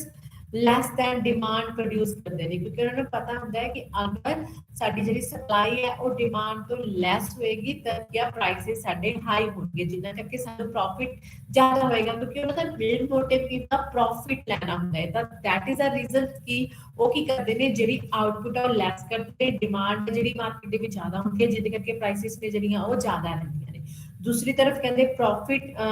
high rate of profit causes price to rise but the output is less than under perfect competition and next है increase in the cost of key inputs कहते ਜਦੋਂ की इनपुट्स ने ਜਿਹੜੇ लैंड लेबर कैपिटल ਇਹਨਾਂ ਦੇ ਜਿਹੜੇ prices ਨੇ ਉਹ ਇਨਕਰੀਜ਼ ਹੋ ਜਾਂਦੇ ਨੇ ਠੀਕ ਹੈ ਇਹਨਾਂ ਨੂੰ ਜ਼ਿਆਦਾ ਪੇਮੈਂਟਸ ਕਰਨੀਆਂ ਪੈਂਦੀਆਂ ਨੇ ਫਰਮਸ ਤੇ ਪ੍ਰੋਡਿਊਸਰਸ ਨੂੰ ਤਾਂ ਕਹਿੰਦੇ ਕੀ ਆ ਫਿਨਿਸ਼ਡ ਗੁੱਡਸ ਦੀ ਜਿਹੜੀ ਕਾਸਟ ਹੈ ਉਹ ਇਨਕਰੀਜ਼ ਹੋ ਜਾਂਦੀ ਹੈ ਜਿਹਦੇ ਕਰਕੇ ਉਹਨਾਂ ਦੀ ਜਿਹੜੀ ਪ੍ਰਾਈਸਿਸ ਆ ਉਹ ਵੀ ਕੀ ਹੈ ਇਨਕਰੀਜ਼ ਹੋਣ ਲੱਗ ਜਾਂਦੀ ਆ ਜਿਵੇਂ ਕਿ 1973 ਦੇ ਵਿੱਚ organization of petroleum export countries ਜਿਹੜੀਆਂ ਆਰਗੇਨਾਈਜੇਸ਼ਨ ਆ ਜਿਹੜੀ ਪੈਟਰੋਲੀਅਮ ਐਕਸਪੋਰਟ ਕੰਟਰੀਜ਼ ਦੀ ਉਹਨੇ ਕੀ ਕੀਤਾ ਸੀ ਹਾਈਕ ਦਾ ਪ੍ਰਾਈਸ ਆਫ ਪੈਟਰੋਲ ਬਾਈ 40% 40% ਜਿਹੜਾ ਰੇਟ ਹੈ ਪ੍ਰਾਈਸ ਦਾ ਉਹ ਤੇਲ ਦਾ ਉਹਨੇ ਇਨਕਰੀਜ਼ ਕੀਤਾ ਸੀ as a result price of many countries across the world has risen very high ਸਾਰੇ ਵਰਲਡ ਦੇ ਵਿੱਚ ਜਿਹੜਾ ਪ੍ਰਾਈਸਿਸ ਆ ਉਹ ਇੱਕਦਮ ਹਾਈ ਹੋ ਗਿਆ ਸੀਗਾ that is the supply side inflation ठीक है एंड उस तो बाद ਜਿਹੜਾ ਹੈ ਆਪਣਾ ਇੱਕ ਵਾਰ ਆਪਾਂ ਕਾਜ਼ਸ ਦੇਖ ਲੈਂਦੇ ਆ ਫਿਰ ਤੋਂ ਇਸ ਤੋਂ ਇਲਾਵਾ demand side and cost side inflation ਦੇ ਕਈ ਆਪਣੇ ਕਾਜ਼ਸ ਨੇ ਤਾਂ ਡਿਮਾਂਡਸ ਟੂ ਤਰ੍ਹਾਂ ਦੇ ਕਹਿੰਦੇ ਆਪਣੇ ਇਨਫਲੇਸ਼ਨ ਦੇ ਇਨਕਰੀਜ਼ ਹੋਣ ਦੇ ਰੀਜ਼ਨਸ ਨੇ demand side and supply side ਤਾਂ ਡਿਮਾਂਡ ਸਾਈਡਸ ਦੇ ਵਿੱਚ ਕਹਿੰਦੇ demand refers to demand for money to buy goods demand for money increases mainly due to falling reasons increase in public expenditures ਕਹਿੰਦੇ demand ਕਿਉਂ increase ਹੁੰਦੀ ਆ ਤਾਂ first reason ਹੈ ਕਿ public expenditure ਆ ਜਿਹੜਾ ਉਹ increase ਹੋ ਜਾਂਦਾ ਤਾਂ public expenditure ਆ ਜਿਹੜਾ ਉਹ ਕੰਟਰੀ ਦਾ ਉਹ ਕਿਸ ਚੀਜ਼ ਨਾਲ ਲੀਡ ਕਰਦਾ ਆਪਣੀ purchasing power ਦੇ ਨਾਲ increase ਕਰਦਾ ਕਹਿੰਦੇ ਅਗਰ public expenditures ਕਿਉਂਕਿ ਫਿਜ਼ੀਕਲ ਪਾਲਿਸੀ ਦੇ ਥਰੂ ਗਵਰਨਮੈਂਟ ਦੇ ਐਕਸਪੈਂਡੀਚਰ ਤੇ ਇਨਕਮ ਨਾਲ ਰਿਲੇਟਡ ਪਾਲਿਸੀ ਹੈ ਜੋ ਫਿਜ਼ੀਕਲ ਪਾਲਿਸੀ ਹੈ ਤਾਂ ਜਦੋਂ ਗਵਰਨਮੈਂਟ ਆਪਣੇ ਐਕਸਪੈਂਡੀਚਰਸ ਨੂੰ ਇਨਕਰੀਜ਼ ਕਰਦੀ ਆ ਤਾਂ ਕੀ ਹੁੰਦਾ ਲੋਕਾਂ ਦੀ ਜਿਹੜੀ ਪਰਚੇਸਿੰਗ ਪਾਵਰ ਆ ਉਹ ਇਨਕਰੀਜ਼ ਹੋ ਜਾਂਦੀ ਹੈ ਤਾਂ ਇਹਦੇ ਨਾਲ ਕੀ ਆ ਗਵਰਨਮੈਂਟ ਆਪਣੀ ਸਪੈਂਡਿੰਗ ਕਿਸ ਤਰ੍ਹਾਂ ਇਨਕਰੀਜ਼ ਕਰੇਗੀ ਸਬਸਿਡੀਜ਼ ਦੇਗੀ ਇਨਸੈਂਟਿਵਸ ਦੇਗੀ ਪੂਲਸ ਦੇਗੀ ਟਰਾਂਸਪੋਰਟਸ ਹੈਲਥ ਐਜੂਕੇਸ਼ਨ ਫੈਸਿਲਿਟੀਜ਼ ਜਿਨ੍ਹਾਂ ਦੇ ਥਰੂ ਪੀਪਲਸ ਕੋਲ ਮਨੀ ਬਚੇਗੀ ਉਹਨਾਂ ਦੀ ਖੁਦ ਹੀ ਜਿਹਦੇ ਥਰੂ ਉਹ ਕੀ ਕਰਨਗੇ ਆਪਣੀ ਜਿਹੜੀ ਡਿਮਾਂਡ ਉਹ ਇਨਕਰੀਜ਼ ਕਰਨਗੇ ਤਾਂ ਇਸ ਤਰ੍ਹਾਂ ਕੀ ਜੋ ਆਪਣੀ प्राइसेस ਉਹ ਇੰਕਰੀਜ਼ ਹੋ ਜਾਂਦੀਆਂ ਨੇ ਤਾਂ second is a deficit finance ਕਹਿੰਦੇ ਗਵਰਨਮੈਂਟ ਕੀ ਕਰਦੀ ਆ ਗਵਰਨਮੈਂਟ ਦੀ ਜਿਹੜੀ ਬਜਟ ਪਾਲਿਸੀ ਉਹਦੇ ਵਿੱਚ ਡੈਫਿਸਿਟ ਫਾਈਨਾਂਸ ਹੁੰਦਾ ਜਦੋਂ ਗਵਰਨਮੈਂਟ ਕਹਿੰਦੇ ਆਪਣੇ ਐਕਸਪੈਂਡੀਚਰਸ ਆਪਣੇ ਇਨਕਮ ਦੇ ਨਾਲੋਂ ਜ਼ਿਆਦਾ ਕਰ ਦਿੰਦੀ ਹੈ ਤਾਂ that is called deficit finance ਤਾਂ ਡੈਫਿਸਿਟ ਫਾਈਨਾਂਸ ਦੇ ਥਰੂ ਵੀ ਹੈ ਕਿ ਸਾਰਾ ਪੈਸਾ ਜਿਹੜਾ ਇਕਨੋਮੀ ਦੇ ਵਿੱਚ ਆ ਜਾਂਦਾ ਮਨੀ ਦੀ ਸਪਲਾਈ ਜ਼ਿਆਦਾ ਹੋ ਜਾਂਦੀ ਆ ਜਿਹਦੇ ਥਰੂ ਕੀ ਆ ਆਪਣੀ ਜਿਹੜੀ ਪੀਪਲਸ ਦੀ ਡਿਮਾਂਡ ਆ ਉਹ ਇਨਕਰੀਜ਼ ਹੋ ਜਾਂਦੀ ਹੈ ਦੈਟ ਇਜ਼ ਅ ਰੀਜ਼ਨ ਕਿ ਪ੍ਰਾਈਸਿਸ ਵੀ ਕੀ ਹੁੰਦੇ ਨੇ ਇਨਕਰੀਜ਼ ਹੁੰਦੇ ਨੇ next is the cheap monetary policy ਕਹਿੰਦੇ ਜਦੋਂ ਆਪਣੇ commercial banks means monetary policy ਦੇ ਥਰੂ ਜਿਹੜੇ ਆਰਬੀਆਈ ਹੈ ਰਿਜ਼ਰਵ ਬੈਂਕ ਆਫ ਇੰਡੀਆ ਉਹ ਚੀਪ ਮਨੀ ਪਾਲਿਸੀ ਯੂਜ਼ ਕਰਦਾ ਉਹ ਕ੍ਰੈਡਿਟ ਕ੍ਰੀਏਸ਼ਨ ਜ਼ਿਆਦਾ ਕਰਦਾ ਹੈ ਮਨੀ ਦੀ ਸਪਲਾਈ ਇਕਨੋਮੀ ਦੇ ਵਿੱਚ ਜ਼ਿਆਦਾ ਕਰਦਾ ਹੈ ਇਹਦੇ ਲਈ ਕਹਿੰਦੇ ਉਹ ਕੀ ਆ ਰੇਟ ਆਫ ਇੰਟਰਸਟ ਕੱਟ ਕਰਦਾ ਐਸਐਲਆਰ ਕੱਟ ਕਰਦਾ ਐਸਸੀਆਰਆਰ ਕੱਟ ਕਰਦਾ ਜਿਹਦੇ ਥਰੂ ਕਹਿੰਦੇ ਕਿ ਲੋਕ ਜ਼ਿਆਦਾ ਪੈਸਾ ਲੋਨ ਤੇ ਲੈਂਦੇ ਨੇ ਤੇ ਪੈਸਾ ਜ਼ਿਆਦਾ ਹੋਣ ਕਰਕੇ ਉਹਨਾਂ ਦੀ ਜੋ ਡਿਮਾਂਡ ਹੈ ਉਹ ਵੀ ਇਨਕਰੀਜ਼ ਹੁੰਦੀ ਹੈ ਜਿਹਦੇ ਕਰਕੇ ਕਹਿੰਦੇ ਕੀ ਆ ਜਿਹੜਾ ਪ੍ਰਾਈਸਿਸ ਆ ਉਹ ਇਨਕਰੀਜ਼ ਹੋਣੇ ਸਟਾਰਟ ਹੋ ਜਾਂਦੇ ਨੇ ਐਂਡ ਦ ਨੈਕਸਟ ਇਜ਼ ਜੀ ਇਨਕਰੀਜ਼ ਇਨ ਡਿਸਪੋਜ਼ਲ ਇਨਕਮ ਕਹਿੰਦੇ ਜਦੋਂ ਡਿਸਪੋਜ਼ਲ ਇਨਕਮ ਇਨਕਰੀਜ਼ ਹੁੰਦੀ ਹੈ ਇੱਕ ਪਰਸਨ ਦੀ ਤਾਂ ਡਿਸਪੋਜ਼ਲ ਇਨਕਮ ਕੀ ਹੁੰਦੀ ਹੈ ਜਦੋਂ ਕਹਿੰਦੇ ਆਪਾਂ ਗਵਰਨਮੈਂਟ ਨੂੰ ਟੈਕਸ ਵਗੈਰਾ ਪੇ ਕਰਕੇ ਜਾਂ ਅਦਰ ਜਿਹੜੇ ਆਪਣੇ ਚਾਰजेस ਵਗੈਰਾ ਫੀਸ ਵਗੈਰਾ ਪੇ ਕਰਕੇ ਜੋ ਆਪਣੇ ਕੋਲ ਇਨਕਮ ਬਚਦੀ ਹੈ ਖੁਦ ਦੇ ਲਈ ਕੰਜ਼ੰਪਸ਼ਨ ਵਗੈਰਾ ਦੇ ਲਈ that is a disposal income ਠੀਕ ਹੈ ਟੈਕਸਿਸ ਵਗੈਰਾ ਰਿਡਿਊਸ ਕਰਕੇ ਕਹਿੰਦੇ ਡਿਸਪੋਜ਼ਲ ਇਨਕਮ ਤੇ ਵੀ ਜਿਹੜੀ ਆਪਣੀ ਹੈ ਡਿਮਾਂਡ ਡਿਪੈਂਡ ਕਰਦੀ ਆ ਅਗਰ ਤਾਂ ਡਿਸਪੋਜ਼ਲ ਇਨਕਮ ਜ਼ਿਆਦਾ ਹੋਏਗੀ ਸਾਡੇ ਕੋਲ ਮਤਲਬ ਗਵਰਨਮੈਂਟ ਨੇ ਜਿਹੜੇ ਇਨਕਮ ਟੈਕਸ ਨੇ ਪ੍ਰੋਗਰੈਸਿਵ ਰਿਗਰੈਸਿਵ ਟੈਕਸ ਨੇ ਡਿਕਰੀਜ਼ ਕਰਤੇ ਤਾਂ ਲੋਕਾਂ ਦੇ ਕੋਲ ਪੈਸਾ ਕੀ ਹੈ ਜ਼ਿਆਦਾ ਬਚਿਆ ਡਿਸਪੋਜ਼ਲ ਇਨਕਮ ਜ਼ਿਆਦਾ ਨਹੀਂ ਤਾਂ ਡਿਸਪੋਜ਼ਲ ਇਨਕਮ ਜ਼ਿਆਦਾ ਹੋਣ ਕਰਕੇ ਕੀ ਆ ਉਹ ਕੰਜ਼ੰਪਸ਼ਨ ਜ਼ਿਆਦਾ ਕਰਨਗੇ ਕੰਜ਼ੰਪਸ਼ਨ ਐਕਸਪੈਂਡੀਚਰ ਇਨਕਰੀਜ਼ ਹੋਏਗਾ ਐਗਰੀਗੇਟ ਡਿਮਾਂਡ ਇਨਕਰੀਜ਼ ਹੋਏਗੀ ਜਿਹਦੇ ਕਰਕੇ ਕੀ ਆ ਪ੍ਰਾਈਸਿਸ ਆਪਣੀਆਂ ਇਨਕਰੀਜ਼ ਹੋ ਜਾਣਗੀਆਂ ਐਂਡ ਦੂਸਰਾ ਹੈ ਨੈਕਸਟ ਆਪਣਾ ਬਲੈਕ ਮਨੀ ਕਹਿੰਦੇ ਜਿਹੜੀ ਅਨਅਕਾਊਂਟਡ ਬਲੈਕ ਮਨੀ ਆ ਜਿਹੜੇ ਪੀਪਲਸ ਆਪਣੇ ਕੋਲ ਕਲੈਕਟ ਕਰਕੇ ਰੱਖਦੇ ਨੇ ਛੁਪਾ ਕੇ ਰੱਖਦੇ ਨੇ ਕਹਿੰਦੇ ਉਹ ਹੋਲਡਰਸ ਨੇ ਜਿਹੜੇ ਉਹ ਬਲੈਕ ਮਨੀ ਨੂੰ ਯੂਜ਼ ਕਰਦੇ ਨੇ ਲਗਜ਼ਰੀ ਐਂਡ ਕੌਨਸਪੀਸ਼ੀਅਸ ਕੰਜ਼ੰਪਸ਼ਨਸ ਦੇ ਲਈ ਜਿਹਦੇ ਥਰੂ ਜਿਹੜੀ ਆਪਣੇ ਕਾਸਟਲੀ ਗੁੱਡਸ ਨੇ ਲਗਜ਼ਰੀ ਗੁੱਡਸ ਨੇ ਉਹਨਾਂ ਦੀ ਡਿਮਾਂਡ ਇਨਕਰੀਜ਼ ਹੁੰਦੀ ਹੈ ਡਿਮਾਂਡ ਇਨਕਰੀਜ਼ ਕਰਕੇ ਉਹਨਾਂ ਦਾ ਪ੍ਰਾਈਸਿਸ ਵੀ ਕੀ ਹੁੰਦਾ ਹੈ ਇਨਕਰੀਜ਼ ਹੁੰਦਾ ਹੈ and the next is a increase in investment ਜਦੋਂ ਕਹਿੰਦੇ ਚੀਪ ਮੋਨੇਟਰੀ ਪਾਲਿਸੀ ਯੂਜ਼ ਕੀਤੀ ਜਾਂਦੀ ਹੈ ਮਨੀ ਦੀ ਸਪਲਾਈ ਜ਼ਿਆਦਾ ਹੁੰਦੀ ਹੈ ਤਾਂ ਇਨਵੈਸਟਮੈਂਟ ਇਨਕਰੀਜ਼ ਹੁੰਦੀ ਆ ਤਾਂ ਇਨਵੈਸਟਮੈਂਟ ਇਨਕਰੀਜ਼ ਹੋਣ ਕਰਕੇ ਕੀ ਆ ਜਿਹੜੀ ਆਪਣੀ ਇਨਕਮ ਹੈ ਉਹਦੀ ਡਿਸਟ੍ਰੀਬਿਊਸ਼ਨ ਜ਼ਿਆਦਾ ਹੋਏਗੀ ਕਿਸ ਦੇ ਥਰੂ ਰੈਂਟ ਵੇਜਿਸ ਪ੍ਰੋਫਿਟ ਠੀਕ ਹੈ ਇੰਟਰਸਟ ਦੇ ਥਰੂ ਤਾਂ ਉਹਦੇ ਥਰੂ ਕੀ ਆ ਜਿਹੜੀ ਆਪਣੀ ਮਨੀ ਦੀ ਸਪਲਾਈ ਆ ਉਹ ਵੀ ਜ਼ਿਆਦਾ ਹੋਏਗੀ ਕੈਪੀਟਲ ਗੁੱਡਸ ਨੇ ਜਿਹੜੀ ਉਹ ਇਨਕਰੀਜ਼ ਹੋਣਗੀਆਂ ਜਿਹਦੇ ਕਰਕੇ ਕੈਪੀਟਲ ਗੁड्स ਦੀ ਡਿਮਾਂਡ ਵੀ ਜ਼ਿਆਦਾ ਹੋਏਗੀ, ਜਿਹਦੇ ਕਰਕੇ ਕੀ ਆ ਆਪਣੀ ਜਿਹੜੀਆਂ ਪ੍ਰਾਈਸਿਸ ਨੇ ਉਹ ਸਟਾਰਟ ਹੋ ਜਾਣਗੀਆਂ। Next is the reduction in Texas. ਕਹਿੰਦੇ ਜਦੋਂ ਗਵਰਨਮੈਂਟ ਨੇ ਜਿਹੜੇ ਪੀਪਲਸ ਦੇ different types of real and monetary income tax ਲਗਾਉਂਦੇ ਨੇ, ਜਦੋਂ ਉਹਨਾਂ ਦੇ ਵਿੱਚ ਕਹਿੰਦੇ ਡਿਕਰੀਜ਼ ਹੋਣਾ ਸਟਾਰਟ ਹੋ ਜਾਂਦਾ ਤਾਂ ਉਹਨਾਂ ਦੇ ਵਿੱਚ ਡਿਕਰੀਜ਼ ਕਰਕੇ ਡਿਸਪੋਜ਼ਲ ਇਨਕਮ ਜ਼ਿਆਦਾ ਬਚਦੀ ਆ, ਅਫੈਕਟਿਵ ਡਿਮਾਂਡ ਇਨਕਰੀਜ਼ ਹੁੰਦੀ ਹੈ, ਜਿਹਦੇ ਕਰਕੇ ਕਹਿੰਦੇ ਜਿਹੜਾ making price rise inevitable price ਜਿਹੜਾ ਰਾਈਜ਼ ਹੁੰਦਾ ਹੈ। And the next is less public borrowing. ਕਹਿੰਦੇ in the case of reduced public borrowings or when the old debts are repaid, people have more purchasing powers, exerting pressures on the available goods। ਕਹਿੰਦੇ ਜਦੋਂ ਲੈਸ public boring ਹੁੰਦੀ ਆ, ਕਹਿੰਦੇ government ਦੇ through ਪੈਸਾ ਲੋਕਾਂ ਦੇ ਹੱਥਾਂ ਵਿੱਚ ਜ਼ਿਆਦਾ ਹੁੰਦਾ ਹੈ, ਜਿਹੜੇ ਓਲਡ ਡੈਬਟਸ ਨੇ ਲੋਕ ਪੇ ਨਹੀਂ ਕਰਦੇ ਜਾਂ ਫਿਰ ਗਵਰਨਮੈਂਟ ਦੇ ਦਿੰਦੀ ਆ, ਠੀਕ ਹੈ, ਜੋ ਲੋਨਸ ਵਗੈਰਾ ਨੇ, ਤਦ ਵੀ ਕਹਿੰਦੇ ਕੀ ਆ ਜੋ ਆਪਣੀਆਂ ਡਿਮਾਂਡ ਇਨਕਰੀਜ਼ ਹੁੰਦੀ ਹੈ ਤੇ ਪ੍ਰਾਈਸਿਸ ਨੇ ਇਨਕਰੀਜ਼ ਹੁੰਦੀਆਂ ਨੇ। Next is the increase in population. ਕਹਿੰਦੇ ਪਾਪੂਲੇਸ਼ਨ ਦੇ ਵਿੱਚ ਇਨਕਰੀਜ਼ ਹੋਣਾ ਵੀ ਡਿਮਾਂਡ ਨੂੰ ਇਨਕਰੀਜ਼ ਕਰਨਾ ਹੈ, ਜਿਵੇਂ ਜਿਵੇਂ ਪਾਪੂਲੇਸ਼ਨ ਇਨਕਰੀਜ਼ ਹੋਏਗੀ goods and services the ਆਊਟਸਟ੍ਰਿਪਸ demand increase ਹੋਏਗੀ ਤੇ ਸਪਲਾਈ ਕਨਸਟੈਂਟ ਰਹੇਗੀ, ਜਿਹਦੇ ਕਰਕੇ ਪ੍ਰਾਈਸਿਸ ਹਾਈ ਹੋਣਗੀਆਂ। Next is increase in exports. ਕਹਿੰਦੇ ਜਦੋਂ ਐਕਸਪੋਰਟਸ ਇਨਕਰੀਜ਼ ਹੁੰਦੇ ਨੇ, ਜੋ ਵੀ ਗੁੱਡਸ ਸਾਡੀ ਕੰਟਰੀ ਦੇ ਵਿੱਚ ਪ੍ਰੋਡਿਊਸ ਹੁੰਦੀਆਂ ਨੇ, ਆਪਾਂ ਉਹਨਾਂ ਨੂੰ ਡੋਮੈਸਟਿਕ ਯੂਜ਼ਸ ਦੇ ਲਈ ਘੱਟ ਵਰਤਦੇ ਆ, ਮਤਲਬ ਜ਼ਿਆਦਾ ਫੋਰਨ ਕੰਟਰੀਜ਼ ਦੇ ਵਿੱਚ ਐਕਸਪੋਰਟ ਕਰੀ ਜਾ ਰਹੇ ਆ, ਜਿਹਦੇ ਕਰਕੇ ਸਾਡੀ ਜਿਹੜੀ ਇੱਧਰ ਹੈ ਕੁਆਂਟੀਟੀ ਆਫ ਗੁੱਡਸ ਘੱਟ ਜਾਂਦੀਆਂ ਨੇ, ਜੋ ਪੀਪਲਸ ਡੋਮੈਸਟਿਕਸ ਡਿਮਾਂਡ ਕਰਦੇ ਨੇ ਉਹਨਾਂ ਦੇ ਨਾਲੋਂ, ਕਿਉਂਕਿ ਬਾਹਰ ਜ਼ਿਆਦਾ ਭੇਜੀ ਜਾਂਦੀਆਂ ਨੇ, ਜਿਹਦੇ ਕਰਕੇ ਇੱਧਰ ਡੋਮੈਸਟਿਕ ਕੰਟਰੀ ਦੇ ਵਿੱਚ ਜਿਹੜੀਆਂ ਪ੍ਰਾਈਸਿਸ ਨੇ ਉਹ ਕੀ ਹੋ ਜਾਂਦੀਆਂ ਨੇ, ਰਾਈਜ਼ ਹੋ ਜਾਂਦੀਆਂ ਨੇ, ਜਿਹਦੇ ਕਰਕੇ ਕੀ ਆ ਇਨਫਲੇਸ਼ਨ ਹੁੰਦਾ ਹੈ। ਕਹਿੰਦੇ more exporters of consumer goods mean less supply for domestic consumption and so rise in prices. This is the demand side inflation, that is the main causes of demand side inflation। And then now next is the main causes of supply side inflation। It is supply refers to the quantity of available goods or output on which people spend their income। Supply ਕੀ ਹੁੰਦੀ ਆ, ਉਹ goods ਹੁੰਦੀਆਂ ਨੇ, services ਉਹ quantity ਹੁੰਦੀ ਹੈ ਉਹਨਾਂ ਦੀ, ਜਿਨ੍ਹਾਂ ਨੂੰ ਕਹਿੰਦੇ ਮਾਰਕੀਟ ਦੇ ਵਿੱਚ ਸੇਲ ਦੇ ਲਈ ਪੇਸ਼ ਕੀਤਾ ਜਾਂਦਾ ਹੈ ਤੇ ਜਿਨ੍ਹਾਂ ਨੂੰ ਪੀਪਲਸ ਕੀ ਕਰਦੇ ਨੇ, ਕੰਜ਼ਿਊਮ ਕਰਦੇ ਨੇ। ਕਹਿੰਦੇ ਸਪਲਾਈ ਜਦੋਂ ਡਿਕਰੀਜ਼ ਹੁੰਦੀ ਹੈ, that is a main reason ਜਿਹਦੇ ਕਰਕੇ ਆਪਣੇ ਜਿਹੜੇ ਪ੍ਰਾਈਸਿਸ ਨੇ ਉਹ ਕੀ ਹੁੰਦੇ ਨੇ, ਜ਼ਿਆਦਾ ਹੋ ਜਾਂਦੇ ਨੇ, ਕਿਉਂਕਿ ਜਿੰਨੀ ਡਿਮਾਂਡ ਇਨਕਰੀਜ਼ ਹੁੰਦੀ ਹੈ ਸਪਲਾਈ ਇਨਕਰੀਜ਼ ਨਹੀਂ ਹੁੰਦੀ, ਸਪਲਾਈ ਉਸ ਤੋਂ ਘੱਟ ਇਨਕਰੀਜ਼ ਹੁੰਦੀ ਹੈ, ਜਿਹਦੇ ਕਰਕੇ ਜਿਹੜਾ ਹੈ ਆਪਣਾ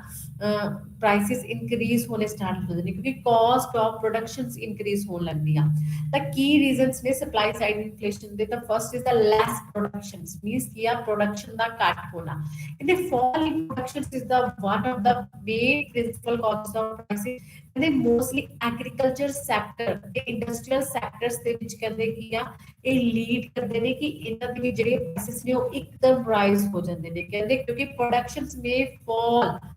ਡਾਈਵਰਸ ਜਿਹੜਾ ਹੈ ਰੀਜ਼ਨ ਹੈ, ਜਿਹੜਾ disputes between EMPLOYERS and EMPLOYEES, natural climates हो गए, under utilization of productions of capacity होगी और non availability of statics input होगी, क्योंकि इंडस्ट्रीज ਦੇ ਥਰੂ ਵੀ ਕਈ ਵਾਰ ਡਿਮਾਂਡ ਕਰਨਗੇ ਸਟ੍ਰਾਈਕਸ ਦੇ ਕਰਕੇ EMPLOYEES ਤੇ EMPLOYER ਦੇ ਵਿੱਚ। ਐਂਡ ਦੂਸਰਾ ਐਗਰੀਕਲਚਰ ਸੈਕਟਰ ਦੇ ਵਿੱਚ ਕਹਿੰਦੇ ਮੋਸਟਲੀ ਬਿਗ ਡਰਾਟਸ ਆ ਗਏ, ਨੈਚੁਰਲ ਕਲਾइमेट्स ਆ ਗਏ, ਠੀਕ ਹੈ, ਫਲੱਡਸ ਆ ਗਏ, ਉਹਨਾਂ ਦੇ ਕਰਕੇ ਵੀ ਸਪਲਾਈ ਦਾ ਪ੍ਰੋਡਕਸ਼ਨ ਦਾ ਘਟਦਾ, ਜਿਹਦੇ ਕਰਕੇ ਪ੍ਰਾਈਸਿਸ ਕੀ ਹੋ ਜਾਂਦੇ ਨੇ, ਹਾਈ ਹੋ ਜਾਂਦੇ ਨੇ। And the next is artificial scarcity. ਕਹਿੰਦੇ ਜਿਹੜੇ ਹੋਲਡਰਸ ਤੇ ਪ੍ਰੋਫਿਟਰਸ ਹੁੰਦੇ ਨੇ, ਜਿੰਨੇ ਵੀ ਗੁੱਡਸ ਉਹਨਾਂ ਕੋਲ ਪ੍ਰੋਡਿਊਸ ਕੀਤੀਆਂ ਹੁੰਦੀਆਂ ਨੇ, ਪ੍ਰੋਡਕਸ਼ਨ ਹੁੰਦੀ ਹੈ ਉਹ ਉਹਨਾਂ ਦੇ ਕੋਲ ਕੁਝ ਗੁੱਡਸ ਨੂੰ ਆਪਣੇ ਕੋਲ ਕੀ ਕਰਕੇ ਰੱਖ ਲੈਂਦੇ ਨੇ, ਹੋਲਡ ਕਰਕੇ ਰੱਖ ਲੈਂਦੇ ਨੇ, ਜਿਸ ਨੂੰ ਕਹਾ ਕੇ ਰੱਖ ਲੈਂਦੇ ਨੇ। ਕਿਉਂ? ਕਿਉਂਕਿ ਉਹਨਾਂ ਨੂੰ ਪਤਾ ਹੈ ਕਿ ਅਗਰ ਸਾਡੇ ਪ੍ਰੋਡਕਟਸ ਦੀ ਡਿਮਾਂਡ ਜ਼ਿਆਦਾ ਹੈ ਤਾਂ ਸਪਲਾਈ ਉਨੀ ਨਾ ਕਰੀਏ, ਉਸ ਤੋਂ ਘੱਟ ਕਰੀਏ ਤਾਂ ਇਹ ਜੋ ਪ੍ਰਾਈਸਿਸ ਹਾਈ ਹੋ ਕੇ ਉਹਨਾਂ ਨੂੰ ਪ੍ਰੋਫਿਟ ਹੋਏਗਾ, ਇਨ ਫਿਊਚਰ ਦੇ ਵਿੱਚ ਉਹ ਹੌਲੀ ਹੌਲੀ ਆਪਣੇ ਸਟਾਕ ਤੋਂ ਗੁੱਡਸ ਨੂੰ ਕੱਢਦੇ ਰਹਿਣਗੇ। ਤਾਂ ਆਰਟੀਫੀਸ਼ੀਅਲ ਸਕਾਰਸਿਟੀ ਦੇ ਥਰੂ ਵੀ ਜਿਹੜੇ ਪ੍ਰਾਈਸਿਸ ਨੂੰ ਹੁੰਦੀਆਂ ਨੇ ਰਾਈਜ਼ ਹੁੰਦੀਆਂ ਨੇ। And the next is a taxation policy of the government। ਕਹਿੰਦੇ ਗਵਰਨਮੈਂਟ ਦੀ ਜਿਹੜੀ ਟੈਕਸੇਸ਼ਨ ਪਾਲਿਸੀ ਆ ਉਹ ਵੀ ਮੇਨ ਰੀਜ਼ਨ ਹੈ ਪ੍ਰਾਈਸਿਸ ਦੇ ਵਿੱਚ ਹਾਈ ਹੋਣ ਦਾ। ਕਹਿੰਦੇ high rates of sales tax ਹੋ ਗਿਆ, ਐਕਸਾਈਜ਼ ਡਿਊਟੀਜ਼ ਹੋ ਗਿਆ, ਪ੍ਰੋਡਕਸ਼ਨ ਟੈਕਸ ਹੋ ਗਿਆ, ਐਕਸਪੈਂਡੀਚਰ ਟੈਕਸ ਹੋ ਗਿਆ, ਕਾਰਪੋਰੇਸ਼ਨ ਟੈਕਸ ਹੋ ਗਿਆ। ਕਹਿੰਦੇ ਡਿਸਕਰੇਜ ਕਰਦਾ ਪ੍ਰੋਡਕਸ਼ਨ ਨੂੰ, ਇਹਦੇ ਨਾਲ ਪ੍ਰੋਡਕਸ਼ਨ ਘਟਦੀ ਆ, ਠੀਕ ਹੈ। ਤਾਂ ਕਿਸ ਤਰ੍ਹਾਂ ਦੀ ਸਿਚੁਏਸ਼ਨ ਹੁੰਦੀ ਹੈ ਜਦੋਂ demand for goods remains constant ਰਹਿੰਦੀ ਹੈ ਤੇ ਪ੍ਰੋਡਕਸ਼ਨ ਆਫ ਗੁੱਡਸ ਹੈ ਜਿਹੜੀ ਉਹ ਘਟਦੀ ਹੈ, ਮਤਲਬ ਸਪਲਾਈ ਬੈਕਵਰਡ ਸ਼ਿਫਟ ਹੋ ਜਾਂਦੀ, ਜਿਵੇਂ ਕਿ ਤੁਸੀਂ ਡਾਇਗਰਾਮ ਵਿੱਚ ਦੇਖ ਸਕਦੇ ਹੋ। ਤਾਂ ਪ੍ਰਾਈਸਿਸ ਕੀ ਹੋਣਗੀਆਂ, ਆਟੋਮੈਟਿਕਲੀ ਇਨਕਰੀਜ਼ ਹੋਣਗੀਆਂ। And the next is the shortage of food grains मतलब जो सानू एग्रीकल्चर सैक्टर तो फूड प्रोवाइड्स हो रहे ने लाइक जिवें कि पल्सिस हो गया ऑयल्स हो गया व्हीट हो गया राइस हो गया कहते मोस्टली इन्हां दी प्रोडक्शंस दा डिक्रीज होना ता शॉर्टेज कहते जो इन्हां दी हुंदी आ ता मेन रीजंस की होंदे ने शॉर्टेज दे जिवें कि मॉनसून दा ना होना फ्लड्स दा आ जाना ठीक है एंड फिर ड्रॉट्स ठीक है ਤਾਂ ਇਹਨਾਂ ਦੇ ਥਰੂ ਜਿਹੜੀਆਂ ਕੈਸ਼ ਕ੍ਰੌਪਸ ਨੇ ਉਹਨਾਂ ਦੀ ਜਿਹੜੀ ਫੂਡ ਕ੍ਰੌਪਸ ਨੇ ਉਹਨਾਂ ਦੀ ਜਿਹੜੀ ਪ੍ਰੋਡਕਸ਼ਨ ਹੈ ਘਟ ਜਾਂਦੀ ਹੈ ਜਿਹਨਾਂ ਦੇ ਕਰਕੇ ਪ੍ਰਾਈਸਿਸ ਕੀ ਹੈ ਉਹ ਇਨਕਰੀਜ਼ ਹੋ ਜਾਂਦੇ ਕਿਉਂਕਿ ਡਿਮਾਂਡ ਤੇ ਇਹਨਾਂ ਦੀ ਉਨੀ ਹੋ ਰਹਿੰਦੀ ਹੈ ਲੇਕਿਨ ਸਪਲਾਈ ਘਟਣ ਕਰਕੇ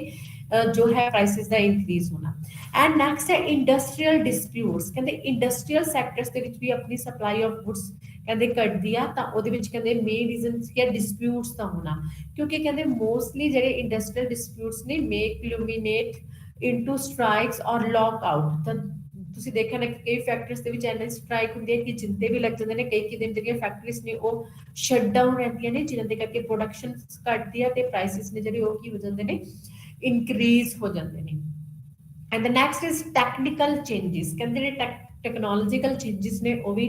ਮੇਨ ਰੋਲ ਪਲੇ ਕਰਦੇ ਨੇ ਕਹਿੰਦੇ ਜਿਹੜੀ ਨਿਊ ਇਨਵੈਂਟਰਸ ਨੇ ਕਹਿੰਦੇ ਜਦੋਂ ਤਾਂ ਉਹ ਸਾਇੰਸ ਦੇ ਥਰੂ ਕੀਤੀਆਂ ਜਾਂਦੀਆਂ ਨੇ ਉਹਨਾਂ ਦਾ ਐਕਸਪੈਰੀਮੈਂਟ ਕੀਤਾ ਜਾਂਦਾ ਨਿਊ ਮਸ਼ੀਨਸ ਦਾ ਕਹਿੰਦੇ ਕਈ ਵਾਰ ਜਿਹੜੀ ਆਪਣੀ प्रोडक्शन है वो बहुत स्लो डाउन हो जाती है ठीक है पैसा बहुत लग जाता है लेकिन प्रोडक्शन बहुत स्लो डाउन हो जाती है जिसके करके कहते कि अपनी ਜਿਹੜੀ ਪ੍ਰਾਈਸਿਸ ਨੇ ਉਹ ਹਾਈ ਹੋ ਜਾਂਦੀਆਂ ਨੇ ਕਿਉਂਕਿ ਜਿਹੜੇ ਟੈਕਨੀਸ਼ੀਅਨਸ ਨੇ ਤੇ ਸਪੈਸ਼ਲਿਸਟ ਨੇ ਉਹਨਾਂ ਨੂੰ ਬਹੁਤ ਜ਼ਿਆਦਾ ਪੇ ਕਰਨਾ ਪੈਂਦਾ ਹੈ ਜਿੰਦੇ ਕਰਕੇ ਕਾਸਟ ਹਾਈ ਹੋ ਜਾਂਦੀ ਹੈ ਇਨਫਲੇਸ਼ਨਰੀ ਪ੍ਰੈਸ਼ਰ ਪੈਂਦਾ ਹੈ ਠੀਕ ਹੈ ਐਂਡ ਉਸ ਤੋਂ ਬਾਅਦ ਹੈ ਲੈਕ ਆਫ ਰॉ ਮਟੀਰੀਅਲ ਕਹਿੰਦੇ ਰॉ ਮਟੀਰੀਅਲ ਦਾ ਘਟਣਾ ਕਿਉਂਕਿ ਰॉ ਮਟੀਰੀਅਲ ਨੂੰ ਯੂਜ਼ ਕਰਕੇ ਕਿਸੇ ਕੰਟਰੀ ਦੇ ਵਿੱਚ ਪ੍ਰੋਡਕਸ਼ਨ ਕੀਤੀ ਜਾ ਰਹੀ ਹੈ ਕਹਿੰਦੇ ਲਿਟਲ ਹੋਪ ਹੈ ਕਹਿੰਦੇ ਅਵੇਲੇਬਿਲਟੀ ਕਹਿੰਦੇ ਅਬਰੋਡ ਤੋਂ ਵੀ ਕੀਤੀ ਜਾਂਦੀ ਹੈ ਜਦੋਂ ਰॉ ਮਟੀਰੀਅਲ ਘਟਦਾ ਹੈ ਤਾਂ ਰॉ ਮਟੀਰੀਅਲ ਜਦੋਂ ਅਬਰੋਡ ਤੋਂ ਮੰਗਾਇਆ ਜਾਂਦਾ ਹੈ ਤਾਂ ਬਹੁਤ ਸਾਰਾ ਐਕਸਪੈਂਸਿਵ ਹੁੰਦਾ ਜਿਹਦੇ ਕਰਕੇ ਕਾਸਟ ਜ਼ਿਆਦਾ ਹੁੰਦੀ ਹੈ ਲੇਕਿਨ ਸਪਲਾਈ ਘੱਟ ਹੁੰਦੀ ਹੈ ਜਿਹਦੇ ਕਰਕੇ ਪ੍ਰਾਈਸਿਸ ਕੀ ਹੁੰਦੀਆਂ ਨੇ ਪੁਸ਼ ਅਪ ਹੁੰਦੀਆਂ ਨੇ ਐਂਡ ਉਸ ਤੋਂ ਬਾਅਦ ਹੈ ਸਾਡਾ ਨੈਚੁਰਲ ਕਲਾਈਮੇਟ ਕਹਿੰਦੇ ਐਗਰੀਕਲਚਰ ਪ੍ਰੋਡਕਸ਼ਨਸ ਦੇ ਵਿੱਚ ਕਹਿੰਦੇ ਮੋਸਟਲੀ ਕੀ ਹੁੰਦਾ ਓਕੇਜ਼ਨਲੀ ਨੈਚੁਰਲੀ ਕਲਾਈਮੇਟਸ ਹੁੰਦਾ ਜਿਵੇਂ ਕਿ ਫਲੱਡਸ ਡਰਾਟਸ ਆ ਗਏ ਤਾਂ ਫਿਰ ਇਹਨਾਂ ਦੇ ਥਰੂ ਕਿੰਦਾ ਪ੍ਰੋਡਕਸ਼ਨਸ ਘਟਦੀ ਵੱਧਦੀ ਹੈ ਜਿਹਦੇ ਕਰਕੇ ਪ੍ਰਾਈਸਿਸ ਗੋ ਡਾਊਨ ਜਾਂ ਹਾਈ ਹੁੰਦੇ ਨੇ ਐਂਡ ਨੈਕਸਟ ਹੈ ਪ੍ਰੋਡਕਟਿਵ ਸੈਟਅਪ ਕਹਿੰਦੇ sometimes productions pattern in the country endogenous such as changes to the produce begin to produce more and more luxury goods or basic and heavy goods ਕਹਿੰਦੇ ਦੇਖੋ two types of people ਰਹਿੰਦੇ ਨੇ rich and poor ਕਹਿੰਦੇ ਕਈ ਜਿਹੜੀਆਂ ਆਪਣੀਆਂ industries ਨੇ ਉਹ ਸਿਰਫ ਰਿਚ ਪੀਪਲਸ ਦੇ ਲਈ ਪ੍ਰੋਡਿਊਸ ਕਰਦੇ ਨੇ ਕਿਉਂਕਿ ਪ੍ਰੋਫਿਟ ਉਹਨਾਂ ਨੂੰ ਉਹਨਾਂ ਤੋਂ ਜ਼ਿਆਦਾ ਹੁੰਦਾ ਹੈ ਲਗਜ਼ਰੀ ਐਂਡ ਹੈਵੀ ਆਈਟਮਸ ਨੂੰ ਠੀਕ ਹੈ ਲੇਕਿਨ ਬੇਸਿਕ ਗੁੱਡਸ ਦੀ ਪ੍ਰੋਡਕਸ਼ਨ ਘੱਟ ਕਰਦੀਆਂ ਨੇ ਤਾਂ ਫਿਰ ਕੀ ਹੋਏਗਾ ਬੇਸਿਕ ਗੁੱਡਸ ਦੇ ਪ੍ਰਾਈਸਿਸ ਹਾਈ ਹੋਣਗੇ ਤੇ ਲਗਜ਼ਰੀ ਕਿਉਂਕਿ ਉਹ ਸਿਰਫ ਲਗਜ਼ਰੀ ਆਈਟਮਸ ਨੂੰ ਪ੍ਰੋਡਿਊਸ ਕਰ ਰਹੇ ਨੇ ਅਗਰ ਕਹਿੰਦੇ ਸਿਰਫ ਬੇਸਿਕ ਗੁੱਡਸ ਪ੍ਰੋਡਿਊਸ ਕੀਤੀਆਂ ਜਾ ਰਹੀਆਂ ਨੇ ਹੈਵੀ ਤੇ ਲਗਜ਼ਰੀ ਗੁੱਡਸ ਦੀ ਪ੍ਰੋਡਕਸ਼ਨ ਘੱਟ ਹੋ ਰਹੀ ਹੈ ਤਾਂ ਲਗਜ਼ਰੀ ਤੇ ਜਿਹੜੇ ਹੈਵੀ ਗੁੱਡਸ ਨੇ ਉਹਨਾਂ ਦੀ ਪ੍ਰਾਈਸਿਸ ਕੀ ਹੋਣਗੀਆਂ ਜ਼ਿਆਦਾ ਹੋਣਗੀਆਂ ਨੈਕਸਟ ਇਜ਼ ਦਾ ਵਾਰ ਵੀ ਕਹਿੰਦੇ ਮੇਨ ਰੀਜ਼ਨ ਹੈ ਸਪਲਾਈ ਸਾਈਡ ਇਨਫਲੇਸ਼ਨ ਦਾ ਕਹਿੰਦੇ production of consumer goods fall heavily during the war times mostly ਕਹਿੰਦੇ ਪੀਪਲਸ ਫਾਈਟਿੰਗ ਦੇ ਵਿੱਚ ਹੁੰਦੇ ਨੇ ਠੀਕ ਹੈ ਤਾਂ ਉਦੋਂ ਕੀ ਹੁੰਦਾ ਜਿਹੜੇ ਪ੍ਰੋਡਕਸ਼ਨਸ ਵਰਕ ਹੁੰਦੇ ਨੇ ਉਹ ਘੱਟ ਹੁੰਦੇ ਨੇ ਤਾਂ ਪ੍ਰੋਡਕਸ਼ਨ ਆਫ ਵਾਰ ਗੁੱਡਸ ਤੇ ਲੱਗੇ ਹੁੰਦੇ ਨੇ ਜੋ ਵੀ ਆਪਣੀ ਇਕਨੋਮੀ ਹੈ ਦੈਟ ਮੀਨਸ ਕਿ ਜਿਹੜੇ ਦੂਸਰੇ ਪ੍ਰੋਡਕਟਸ ਨੇ ਉਹਨਾਂ ਦੀ ਪ੍ਰਾਈਸਿਸ ਹੈ ਕੰਜ਼ਿਊਮਰ ਗੁੱਡਸ ਦੀ ਪ੍ਰਾਈਸਿਸ ਜਿਹੜੀ ਉਹ ਰਾਈਜ਼ ਹੋਣੀ ਸਟਾਰਟ ਹੋ ਜਾਂਦੀ ਆ and next is the international causes ਕਹਿੰਦੇ ਮਾਡਰਨ ਟਾਈਮ ਦੇ ਵਿੱਚ ਡਿਫਰੈਂਟ ਕੰਟਰੀਜ਼ ਨੇ ਜਿਹੜੀਆਂ ਉਹਨਾਂ ਦੇ ਵਿੱਚ ਟ੍ਰੇਡ ਹੁੰਦੀ ਆ ਵਨ ਕੰਟਰੀ ਡਿਫਰੈਂਟ ਕੰਟਰੀਜ਼ ਦੇ ਨਾਲ ਟ੍ਰੇਡ ਕਰਦੀ ਆ ਤਾਂ ਇਸ ਟਾਈਮਸ ਕੀ ਹੈ ਡੈਮੋਨਸਟ੍ਰੇਸ਼ਨ ਆਫ ਫੈਕਟ ਹੈ ਮਤਲਬ ਆਪਾਂ ਕੀ ਆ ਡੋਮੈਸਟਿਕ ਗੁੱਡਸ ਦੀ ਜਗ੍ਹਾ ਤੇ ਫੋਰਨ ਗੁੱਡਸ ਨੂੰ ਜ਼ਿਆਦਾ ਪ੍ਰੈਫਰੈਂਸ ਦਿੰਦੇ ਆ ਫੋਰਨ ਗੁੱਡਸ ਜਿਵੇਂ ਕਿ ਹੁਣ ਤੁਸੀਂ ਮੋਬਾਈਲ ਫੋਨ ਹੀ ਦੇਖ ਸਕਦੇ ਹੋ ਆਪਾਂ ਮੇਨ ਪਹਿਲਾਂ ਜੋ ਸੈਮਸੰਗ ਸੀ ਬੈਸਟ ਸੀਗਾ ਆਪਣੀ ਕੰਟਰੀ ਦਾ ਪ੍ਰੋਡਕਟ ਲੇਕਿਨ ਹੁਣ ਕੀ ਆਪਾਂ ਉਹਦੀ ਜਗ੍ਹਾ ਤੇ ਐਪਲ ਨੂੰ ਜ਼ਿਆਦਾ ਪ੍ਰੈਫਰੈਂਸ ਦਿੰਦੇ ਆ तब फिर क्या इन्ना गुड्स फोन से प्राइसेस हाई ਹੁੰਦੇ ਨੇ ਜਿਹਦੇ ਕਰਕੇ ਕੀ ਇਹਨਾਂ ਦੇ ਪ੍ਰਾਈसेस ਡਿਮਾਂਡ ਦੇ ਅਕੋਰਡਿੰਗ ਹੋਰ ਹੁੰਦੇ ਨੇ ਜਿਹਦੇ ਕਰਕੇ ਇਨਫਲੇਸ਼ਨ ਹੁੰਦਾ ਹੈ ਐਂਡ ਉਸ ਤੋਂ ਬਾਅਦ ਹੈ ਇੰਡਸਟਰੀਅਲ ਪਾਲਿਸੀ ਆਫ ਗਵਰਨਮੈਂਟ ਕਹਿੰਦੇ ਜਿਹੜੀਆਂ ਗਵਰਨਮੈਂਟ ਇੰਡਸਟਰੀਜ਼ ਨੂੰ ਲੈ ਕੇ ਪਾਲਿਸੀਜ਼ ਆਪਣੀਆਂ ਅਪਣਾਉਂਦੀਆਂ ਨੇ ਉਹਨਾਂ ਦੇ ਕਰਕੇ ਵੀ ਰਿਸਟ੍ਰਿਕਟਿਵ ਜਿਹੜੇ ਪ੍ਰਾਈसेस ਨੇ ਹਾਈ ਹੁੰਦੇ ਨੇ ਕਹਿੰਦੇ ਕਈ ਵਾਰ ਐਡਵਰਸਲੀ ਅਫੈਕਟ ਸਪਲਾਈ ਹੁੰਦੀ ਹੈ ਇਹਨਾਂ ਦੇ ਥਰੂ ਜਿਹਦੇ ਕਰਕੇ ਕਹਿੰਦੇ ਸਟ੍ਰਿਕਟਲੀ ਕੰਟਰੋਲ ਹੁੰਦਾ ਹੈ ਗਵਰਨਮੈਂਟ ਦਾ ਕਈ ਫੈਕਟਰੀਜ਼ ਤੇ ਕਿ ਤੁਸੀਂ ਇੰਨੀ ਪ੍ਰੋਡਕਸ਼ਨ ਕਰਨੀ ਇਸ ਤੋਂ ਜ਼ਿਆਦਾ ਨਹੀਂ ਕਰਨੀ ਤਾਂ ਕੋਟਾ ਫਿਕਸ ਕੀਤਾ ਜਾਂਦਾ ਹੈ ਜਿਹਦੇ ਥਰੂ ਕਹਿੰਦੇ ਡਿਮਾਂਡ ਜਿਹੜੀ ਪ੍ਰਾਈਸ ਹੈ ਡਿਮਾਂਡ ਦੇ ਨਾਲ ਜਿਹੜੀ ਸਪਲਾਈ ਐਂਡ ਡਿਮਾਂਡ ਨਾਲੋਂ ਘਟਦੀ ਹੈ ਤੇ ਪ੍ਰਾਈਸਿਸ ਰਾਈਜ਼ ਹੁੰਦੇ ਨੇ ਐਂਡ ਬੋਟਲਨੈਕ ਇਨ ਪ੍ਰੋਡਕਸ਼ਨਸ ਕਹਿੰਦੇ when the supply of electricity coal means of transport becomes erratic production slow down ਜਦੋਂ ਇਹਨਾਂ ਦੀ ਪ੍ਰੋਡਕਸ਼ਨ ਹੈ ਜਿਹੜੀ ਸਲੋ ਡਾਊਨ ਹੋ ਜਾਂਦੀ ਆ that is mean supply fall and prices ਕੀ ਹੁੰਦੇ ਰਾਈਜ਼ ਹੋਣਗੇ ਤਾਂ ਸੀਗੇ ਇਹ main reasons of inflation and उसके बाद है अपना structural theory of inflation the structural theory of inflation की है ਇਹਦੇ ਥਰੂ ਵੀ ਕਹਿੰਦੇ ਜਿਹੜਾ ਇਨਫਲੇਸ਼ਨ ਹੈ स्ट्रक्चरल्स ਦੇ ਥਰੂ ਵੀ ਜਿਹੜਾ ਹੈ ਇਨਕਰੀਜ਼ ਹੁੰਦਾ ਹੈ structural theory of inflation as developed by Myrdal ने ਕਹਿੰਦੇ ਇਹ ਡਿਵੈਲਪ ਕੀਤੀ ਸੀ ਸਟ੍ਰੀਟ ਨੇ ਵੀ and several Latin American economist ਕਹਿੰਦੇ ਇਹਦੇ ਵਿੱਚ ਸਟਰਕਚਰਲ ਥਿਊਰੀ ਰੈਫਰ ਕੀ ਕਰਦੀ ਆ ਰਿਸੋਰਸਿਸ ਗੈਪ ਕਰਦੀਆਂ ਮੀਨਸ ਕਹਿੰਦੇ saving is less than investment ਜਦੋਂ ਸੇਵਿੰਗ ਇਨਵੈਸਟਮੈਂਟ ਤੋਂ ਲੈਸ ਹੁੰਦੀ ਆ ਤਾਂ ਇਨਵੈਸਟਮੈਂਟ ਜ਼ਿਆਦਾ ਹੋਣ ਕਰਕੇ ਕੀ ਹੈ ਜਿਹੜੀ ਐਗਰੀਗੇਟ ਡਿਮਾਂਡ ਵੀ ਜ਼ਿਆਦਾ ਹੋਏਗੀ ਜਿਹਦੇ ਥਰੂ ਪ੍ਰਾਈਸਿਸ ਹਾਈ ਹੋਣਗੇ ਕਹਿੰਦੇ ਦਿਸ ਲੀਡ ਦਾ ਫੂਡ ਸ਼ਾਰਟੇਜ ਜਿਵੇਂ ਕਿ ਫੂਡ ਦਾ ਘੱਟ ਹੋਣਾ ਫੂਡ ਦੀ ਡਿਮਾਂਡ ਜ਼ਿਆਦਾ ਹੋਣਾ ਸਪਲਾਈ ਘੱਟ ਹੋਣਾ ਫੋਰਨ ਐਕਸਚੇਂਜ ਸਕਾਰਸਿਟੀ ਜਿਹੜੀ ਫੋਰਨ ਐਕਸਚੇਂਜ ਆ ਉਹਦੇ ਵਿੱਚ ਕਹਿੰਦੇ ਉਹਦੇ ਵਿੱਚ ਸਕਾਰਸਿਟੀ ਹੋਣਾ ਪੂਅਰ ਇਨਫਰਾਸਟ੍ਰਕਚਰ ਫੈਸਿਲਿਟੀਜ਼ ਦਾ ਹੋਣਾ ਕਹਿੰਦੇ ਆਲ ਦੀ ਸਟਰਕਚਰਲ ਫੈਕਟਰਸ ਜੋ ਜ਼ਰੂਰੀ ਨੇ ਕਹਿੰਦੇ ਇੰਡਸਟਰੀਅਲ ਡਿਵੈਲਪਮੈਂਟ ਦੇ ਲਈ ਕਹਿੰਦੇ ਸਟਰਕਚਰਸ ਜਿਹੜੇ ਫੈਕਟਰਸ ਨੇ ਇਹਨਾਂ ਦਾ ਡਾਊਨ ਹੋਣਾ ਮੇਨ ਕਾਜ਼ਸ ਹੈ ਇਨਫਲੇਸ਼ਨ ਦਾ ਤਾਂ ਰੀਅਲ ਜਿਹੜਾ ਇਹ ਇਨਫਲੇਸ਼ਨ ਹੈ ਸਟਰਕਚਰਲ ਇਨਫਲੇਸ਼ਨ ਉਹ ਕਿਹਦੇ ਵਿੱਚ ਆਉਂਦਾ ਹੈ ਮੋਸਟਲੀ ਡਿਵੈਲਪਿੰਗ ਕੰਟਰੀਜ਼ ਦੇ ਵਿੱਚ ਆਉਂਦਾ The structural theory came to the fore of 1970 when the world was confronted with the situation of rising price coupled with high unemployment. So, stagflation, the situations in 1970 ਦੇ ਵਿੱਚ ਕਹਿੰਦੇ something that demand pull theories could not explain. It was observed that the two oil price shocks in 1970s which were extremely supply side shocks. ਕਹਿੰਦੇ supply side ਹੀ ਉਹਨਾਂ ਦੇ ਵਿੱਚ ਦੇਖੀ ਗਈ ਸੀ ਮੋਸਟਲੀ ਸਪਲਾਈ ਦਾ ਡਿਕਰੀਜ਼ ਹੋਣਾ ਹੀ ਮੇਨ ਰੀਜ਼ਨ ਸੀਗਾ ਪ੍ਰਾਈਸਿਸ ਦੇ ਵਿੱਚ ਇਨਕਰੀਜ਼ ਹੋਣਾ ਕਹਿੰਦੇ ਕਿ production such a situation structural economist on the other part argue that in the developing countries in addition to money structural factors such as supply and demand conditions also play an equally important role in determining prices in the economy ਕਹਿੰਦੇ ਇਹ ਕਹਿੰਦੇ ਨੇ ਕਿ structural theory ਦੇ ਵਿੱਚ ਜਿਹੜੀ demand and supply equally role play ਕਰਦੇ ਨੇ ਪ੍ਰਾਈਸਿਸ ਦੇ ਵਿੱਚ ਇਨਕਰੀਜ਼ ਹੋਣ ਦਾ financial public investment through money expansion increase production capacity and real output at the same time would increase in the demand for the money further can the concern of the government maintain a desired level of real public expenditure lead to increases nominal expenditure of the government leading to rise in prices ਕਹਿੰਦੇ ਜਿਹਦੇ through ਕੀ government expenditure increase ਹੁੰਦਾ ਜਿਹਦੇ through prices ਕੀ ਹੁੰਦੇ ਨੇ increase ਹੁੰਦੇ ਨੇ ਠੀਕ ਹੈ ਤੇ ਇਹਦੇ ਵਿੱਚ ਸਟਰਕਚਰਸ ਜਿਹੜੀਆਂ ਆਪਾਂ ਨੂੰ ਰਿਕੁਆਇਰਮੈਂਟਸ ਨੇ ਜਿਵੇਂ ਕਿ ਫੋਰਨ ਐਕਸਚੇਂਜ ਸਕਾਰਸਿਟੀ ਪੂਅਰ ਇਨਫਰਾਸਟ੍ਰਕਚਰਸ ਠੀਕ ਹੈ ਤੇ ਇਹ ਮੇਨ ਰੀਜ਼ਨਸ ਨੇ ਇਹਦੀ ਫੈਸਿਲਿਟੀਜ਼ ਘੱਟ ਹੁੰਦੀ ਹੈ ਜਿਹਦੇ ਕਰਕੇ ਸਪਲਾਈ ਘੱਟ ਹੁੰਦੀ ਹੈ ਡਿਮਾਂਡ ਤੋਂ ਤੇ ਜਿਹੜੇ ਪ੍ਰਾਈਸਿਸ ਕੀ ਹੁੰਦੇ ਨੇ ਰਾਈਜ਼ ਹੁੰਦੇ ਨੇ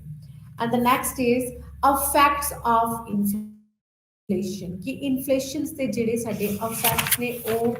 ਕਿਹੜੇ ਨੇ ਕਿਸ ਸੈਕਟਰ ਤੇ ਇਫੈਕਟ ਪਏਗਾ ਤਾਂ ਇਫੈਕਟ ਆਫ ਇਨਫਲੇਸ਼ਨ ਦੇ ਵਿੱਚ ਸਭ ਤੋਂ ਪਹਿਲਾਂ ਹੁੰਦਾ ਹੈ ਇਫੈਕਟ ਔਨ ਡੈਬਿਟਰ ਐਂਡ ਕ੍ਰੈਡੀਟਰ ਤਾਂ ਪ੍ਰਾਈਸਿਸ ਦੇ ਵਿੱਚ ਇਨਕਰੀਜ਼ ਹੋਣ ਦੇ ਨਾਲ ਡੈਬਿਟਰ ਤੇ ਕ੍ਰੈਡੀਟਰ ਦੋਨਾਂ ਤੇ ਇਫੈਕਟ ਪੈਂਦਾ ਹੈ ਕਹਿੰਦੇ under inflation debtor are gainer and creditor are the loser ਕਹਿੰਦੇ ਕ੍ਰੈਡੀਟਰਸ ਨੂੰ ਜ਼ਿਆਦਾ ਲਾਸ ਹੁੰਦਾ ਹੈ ਐਂਡ ਡੈਬਿਟਰ ਨੂੰ ਘੱਟ ਹੁੰਦਾ ਹੈ supposing a person borrowed a sum of 20000 for a 1 years means किसी पर्सन ने बोरो किया है 20,000 लोन पे लेता है ठीक है तब लेकिन प्राइसेस घट सीगा वो 20,000 के थ्रू दी परचेजिंग पावर ज्यादा सी लेकिन बाद दे विच की हो गया प्राइसेस बहुत ज्यादा हाई हो गई जिहदे थ्रू 20,000 दे विच कहंदे कि ओदी परचेजिंग पावर घट गई पहले वो 100 गुड्स ले सकदे सी हुण सिर्फ 50 गुड्स ਨੂੰ ਹੀ ਬਾਏ ਕਰ ਸਕਦੇ ਆ ਲੇਕਿਨ ਦੇਣਾ ਕਿੰਨਾ ਹੈ ਰੇਟ ਆਫ ਇੰਟਰਸਟ ਤਾਂ ਦੇਣੀ ਪੈਗਾ ਤੇ ਪੈਸਾ ਵੀ ਕੀ ਆ ਉਹ ਸੇਮ ਹੀ ਦੇਣਾ ਪੈਗਾ ਕਿ ਇਹਨੂੰ ਡੈਬਿਟਰ ਨੂੰ ਜੋ ਦੇ ਰਿਹਾ ਹੈ ਤਾਂ ਇਸੇ ਤਰ੍ਹਾਂ ਕੀ ਆ ਡੈਬਿਟਰ ਨੂੰ ਫਾਇਦਾ ਹੈ ਐਂਡ ਕ੍ਰੈਡੀਟਰ ਨੂੰ ਕੀ ਆ ਲਾਸ ਹੈ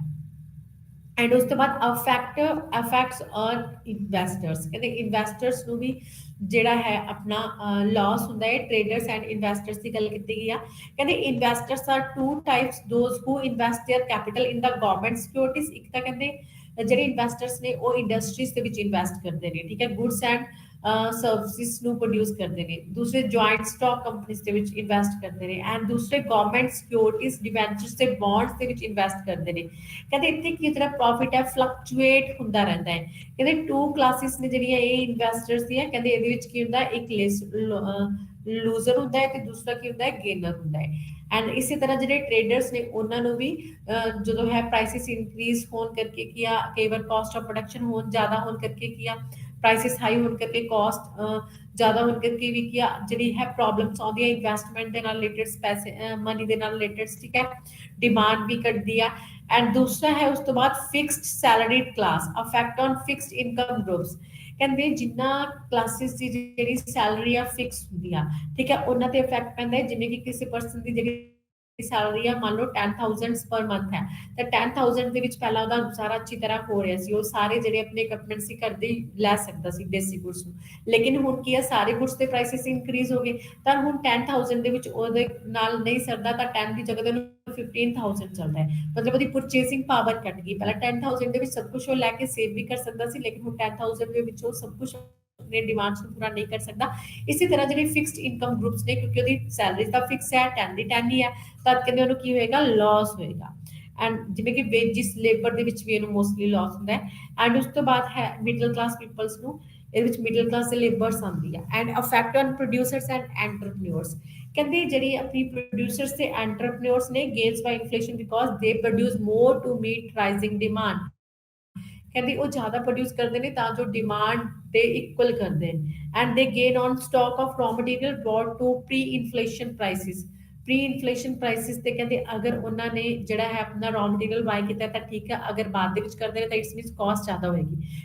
veg increases less than prices. ਜਿਹੜੀਆਂ ਲੇਬਰ ਕਲਾਸ ਹੈ ਤਾਂ ਉਹਦੇ ਵਿੱਚ ਜਿਹੜੀਆਂ ਵੇਜਿਸ ਨੇ ਉਹ ਪ੍ਰਾਈਸਿਸ ਤੋਂ ਘੱਟ ਇਨਕਰੀਜ਼ ਹੁੰਦੀਆਂ ਨੇ, ਜਿਹਦੇ ਕਰਕੇ ਉਹਨਾਂ ਨੂੰ ਕੀ ਆ, ਆਖਾ ਹੁੰਦਾ ਹੈ ਲੇਬਰ ਕਲਾਸ ਦੀ ਪਰਚੇਸਿੰਗ ਪਾਵਰ ਘਟਦੀ ਹੈ। Effect on agriculture. ਕਹਿੰਦੇ ਐਗਰੀਕਲਚਰ ਸੈਕਟਰ ਤੇ ਵੀ ਇਫੈਕਟ ਪੈਂਦਾ ਹੈ। Inflation has favourable effect on agriculture as ਦੇ ਬਿਲੋਂਗ ਟੂ ਪ੍ਰੋਡਿਊਸਰਸ ਕਲਾਸਿਸ। ਕਿਉਂਕਿ ਜਿਹੜਾ ਹੈ ਐਗਰੀਕਲਚਰ ਸੈਕਟਰ ਦੇ ਵਿੱਚ ਪ੍ਰੋਡਕਸ਼ਨ ਉਨੀ ਹੀ ਹੁੰਦੀ ਹੈ, ਲੇਕਿਨ ਬਟ ਕਾਸਟ ਜ਼ਰੂਰ ਉੱਥੇ ਇਨਕਰੀਜ਼ ਹੋ ਜਾਂਦੀ ਆ, ਕਿਉਂਕਿ ਜਿਵੇਂ ਕਿ ਸੀਡਸ ਹੋ ਗਏ, ਰੇ ਹੋ ਗਿਆ, ਫਰਟੀਲਾਈਜ਼ਰਸ ਹੋ ਗਿਆ, ਇਹਨਾਂ ਦੇ ਪ੍ਰਾਈਸਿਸ ਹਾਈ ਹੋ ਜਾਂਦੇ ਨੇ, ਤਾਂ ਕਾਸਟ ਆਫ ਪ੍ਰੋਡਕਸ਼ਨ ਥੋੜੀ ਜਿਹੀ ਇਨਕਰੀਜ਼ ਹੋਏਗੀ, ਲੇਕਿਨ ਪ੍ਰਾਈਸਿਸ ਵੀ ਇਨਕਰੀਜ਼ ਹੋਏਗੀ, ਜਿੰਨਾ ਕਰਕੇ ਐਗਰੀਕਲਚਰ ਸੈਕਟਰ ਨੂੰ ਫਾਇਦਾ ਹੋਏਗਾ। Effect on middle class. ਕਹਿੰਦੇ ਜਿਹੜੇ ਮਿਡਲ ਕਲਾਸ ਐਡਵਰਸਲੀ ਇਫੈਕਟ ਪੈਂਦਾ ਹੈ। ਕਹਿੰਦੇ ਜਿਹੜਾ ਸਟੈਂਡਰਡ ਆਫ ਲਿਵਿੰਗ ਉਹਦਾ ਡਾਊਨ ਚਲੇ ਜਾਂਦਾ, ਕਿਉਂਕਿ ਪ੍ਰਾਈਸ ਹਾਈ ਹੋ ਜਾਂਦੇ ਨੇ ਤੇ ਆਪਣੇ ਜਿਹੜੇ ਗੁਜ਼ਾਰੇ ਜੋ ਪੈਸੇ ਨੇ ਉਹ ਉਹਨਾਂ ਦੇ ਲਈ ਘੱਟ ਜਾਂਦੇ ਨੇ, ਪਰਚੇਸਿੰਗ ਪਾਵਰ ਘਟਦੀ ਹੈ, ਜਿਹਦੇ ਕਰਕੇ ਕੀ ਆ, ਉਹਨਾਂ ਨੂੰ ਔਖਾ ਹੁੰਦਾ ਹੈ, ਸਟੈਂਡਰਡ ਆਫ ਲਿਵਿੰਗ ਡਾਊਨ ਹੁੰਦਾ। House hold saving. ਕਹਿੰਦੇ ਹਾਊਸ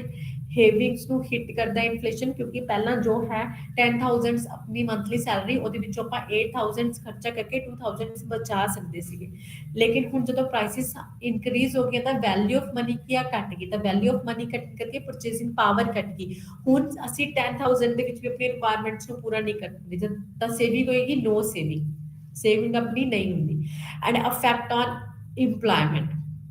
ਕਹਿੰਦੇ ਜਿਹੜੀ ਇੰਪਲੋਇਮੈਂਟ ਆ ਉਹ ਇਨਕਰੀਜ਼ ਹੋ ਜਾਏਗੀ ਇਨੀਸ਼ੀਅਲ ਸਟੇਜ ਦੇ ਵਿੱਚ। ਇੰਪਲੋਇਮੈਂਟ ਇਨਕਰੀਜ਼ ਹੋਏਗੀ ਅਗਰ ਫੁੱਲ ਇੰਪਲੋਇਮੈਂਟ ਦੀ ਸਿਚੁਏਸ਼ਨ ਨਹੀਂ ਹੈਗੀ, ਲੇਕਿਨ ਹੌਲੀ ਹੌਲੀ ਕੀ ਆ, new industrial unit spring up. ਕਹਿੰਦੇ ਕਿ ਫੁੱਲ ਇੰਪਲੋਇਮੈਂਟ ਸਿਚੁਏਸ਼ਨ ਤੋਂ ਬਾਅਦ ਕੀ ਹੈ, ਕਹਿੰਦੇ ਜਿਹੜੇ ਪ੍ਰਾਈਸਿਸ ਨੇ ਉਹ ਰੈਪਿਡਲੀ ਇਨਕਰੀਜ਼ ਹੋਣਗੇ। ਗਲਫਿੰਗ ਐਂਡ ਵਾਕਿੰਗ ਇਨਫਲੇਸ਼ਨ ਹੋਏਗਾ, ਰਨਿੰਗ ਇਨਫਲੇਸ਼ਨ ਹੋਏਗਾ on the basis of payment.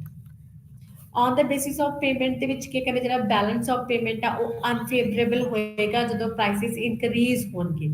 And affect on banks and insurance company. Income of the traders, industries and agriculture increases. ਜਿਹੜੇ ਆਪਣੇ ਮੋਸਟਲੀ ਬੈਂਕਸ ਤੇ ਇੰਸ਼ੋਰੈਂਸ ਕੰਪਨੀਜ਼ ਨੇ ਉਹਨਾਂ ਦੇ ਜਿਹੜੇ ਹੈ ਆਪਣੇ ਜਿਹੜੇ ਟ੍ਰੇਡਰਸ ਨੇ, ਇੰਡਸਟਰੀਅਲ ਐਗਰੀਕਲਚਰ ਸੈਕਟਰ ਆ ਉਹਦੇ ਵਿੱਚ ਇਨਕਮ ਇਨਕਰੀਜ਼ ਹੋਏਗੀ। ਜਿਹੜਾ ਮਚ ਫੰਡਸ ਹੈ ਉਹ ਬੈਂਕਸ ਦੇ ਵਿੱਚ ਜਮਾ ਹੋਏਗਾ, ਇੰਸਟੀਟਿਊਸ਼ਨ ਦੇ ਵਿੱਚ ਜਮਾ ਹੋਏਗਾ, ਜਿਹਦੇ ਕਰਕੇ ਇਹਨਾਂ ਨੂੰ ਫਾਇਦਾ ਹੋਏਗਾ। Effect on tax. ਕਹਿੰਦੇ rising price increases the expenditure of the government to meet which it has imposed tax, new tax, ठीक है, income tax, sales tax, production tax, regressive progressive tax increase हो जाएंगे। controls and rationing। ਕਹਿੰਦੇ it becomes difficult for the poor peoples to buy ordinary consumer goods। ਕਹਿੰਦੇ ਜਿਹੜੇ poor peoples ਨੇ ਉਹ easily goods ਨੂੰ buy ਨਹੀਂ ਕਰ ਪਾਉਂਦੇ ਕਿਉਂਕਿ prices ਬਹੁਤ ਜ਼ਿਆਦਾ ਹੁੰਦਾ ਹੈ। ਤਾਂ ਕਹਿੰਦੇ ਕੀ ਕਰਦਾ, ਜਿਹੜੀ ਗਵਰਨਮੈਂਟ ਆ ਉਹ ਆਏਗੀ ਤੇ prices ਨੂੰ impose ਕਰੇਗੀ, prices ਨੂੰ ਫਿਕਸ ਕਰੇਗੀ, MSP ਫਿਕਸ ਕਰੇਗੀ, ਓਪਨ ਫੇਅਰ ਪ੍ਰਾਈਸਿਸ ਜਿਹੜੀਆਂ ਸ਼ਾਪਸ ਨੇ, ਰਾਸ਼ਨ ਹੈ ਜਿਹੜਾ ਆਪਣਾ ਕਣਕ ਦਾਲਾਂ ਨੇ ਉਹਨਾਂ ਨੂੰ ਡਿਵਾਈਡ ਕਰਨਾ ਸਟਾਰਟ ਕਰ ਦੇਗੀ ਤਾਂ ਮੋਰ ਇਫੈਕਟ ਹੈ ਕਹਿੰਦੇ ਜਿਹੜਾ ਆਪਣਾ ਇਨਵਾਇਰਨਮੈਂਟ ਡਿਗਰੇਸ਼ਨ ਹੋਏਗੀ ਐਂਡ ਸੋਸ਼ਲ ਐਂਡ ਪੋਲੀਟੀਕਲ ਜਿਹੜੇ ਇਫੈਕਟ ਨੇ ਸੋਸ਼ਲ ਐਂਡ ਇਨਵਾਇਰਨਮੈਂਟ ਜਿਹੜਾ ਪੋਲੀਟੀਕਲ ਇਨਵਾਇਰਨਮੈਂਟ ਉਹ ਖਰਾਬ ਹੋਏਗਾ ਕਿਉਂਕਿ 5 ਈਅਰ ਪਲੈਨਿੰਗ ਦੇ ਥਰੂ ਐਡਵਰਸਲੀ ਇਫੈਕਟ ਹੋਏਗਾ ਤੇ ਇੱਕ ਦੂਸਰੇ ਨੂੰ ਜਿਹੜੀਆਂ ਪੋਲੀਟੀਕਲ ਪਾਰਟੀਆਂ ਨੇ ਉਹ ਵੀ ਬਲੇਮ ਕਰਨਗੀਆਂ ਐਂਡ ਨੈਕਸਟ ਹੈ ਉਸ ਤੋਂ ਬਾਅਦ ਆਪਣਾ ਕਾਸਟ ਆਫ ਡਿਸਇਨਫਲੇਸ਼ਨ ਦੀ ਗੱਲ ਕੀਤੀ ਗਈ ਹੈ ਕਹਿੰਦੇ ਡਿਸਇਨਫਲੇਸ਼ਨ ਕੀ ਹੁੰਦਾ ਹੈ ਸਭ ਤੋਂ ਪਹਿਲਾਂ ਡਿਸਇਨਫਲੇਸ਼ਨ ਦੀ ਜਦੋਂ ਇਨਫਲੇਸ਼ਨ ਦਾ ਰਾਈਜ਼ ਹੋਣਾ ਘਟਣਾ ਕਹਿੰਦੇ inflation results in redistribution of income and lower income group suffers the most ਕਿਉਂਕਿ ਇਨਫਲੇਸ਼ਨ ਦੇ ਵਿੱਚ ਕਹਿੰਦੇ ਕੀ ਆ ਮੋਸਟਲੀ ਰਿਚ ਪਰਸਨਸ ਦਾ ਬਾਈ ਕਰ ਲੈਂਦੇ ਨੇ ਗੁੱਡਸ ਲੇਕਿਨ ਜਿਹੜੇ ਲੋਅਰ ਕਲਾਸ ਪੀਪਲਸ ਨੇ ਉਹਨਾਂ ਨੂੰ ਪ੍ਰੋਬਲਮ ਫੇਸ ਕਰਨੀ ਪੈਂਦੀ ਆ ਤਾਂ ਡਿਸਇਨਫਲੇਸ਼ਨ ਦੇ ਵਿੱਚ ਹੁੰਦਾ ਕਿ ਜਿਹੜੀ ਆਪਣੀ ਇਨਕਮ ਹੈ ਉਹਨੂੰ ਦੁਬਾਰਾ ਤੋਂ ਫਿਰ ਤੋਂ ਕੀ ਕੀਤਾ ਜਾ ਸਕੇ ਡਿਸਟ੍ਰੀਬਿਊਟ ਕੀਤਾ ਜਾ ਸਕੇ ਤਾਂ ਜਿਹੜੇ ਆਪਣੇ ਲੋਅਰ ਪੀਪਲਸ ਨੇ ਉਹਨਾਂ ਨੂੰ ਸਫਰ ਕਰਨਾ ਨਾ ਪੈ ਸਕੇ ਤਾਂ high inflation is seen to have to lead the discontent among people, sometimes leading to political instability and fall in government in many countries. that ਫਿਰ ਕਹਿੰਦੇ ਕਿ policy makers always try to control inflation ਤਾਂ ਮੈਨੀ countries ਦੇ ਵਿੱਚ ਕਹਿੰਦੇ ਇਹ target ਕੀਤਾ ਜਾਂਦਾ ਹੈ ਕਿ ਇਨਫਲੇਸ਼ਨ ਟਾਰਗੇਟ ਕਿ ਇੰਨੇ ਪਰਸੈਂਟ ਤੋਂ ਜਿਹੜਾ ਪ੍ਰਾਈਸਿਸ ਆ ਉਹ ਇਨਕਰੀਜ਼ ਨਾ ਹੋਵੇ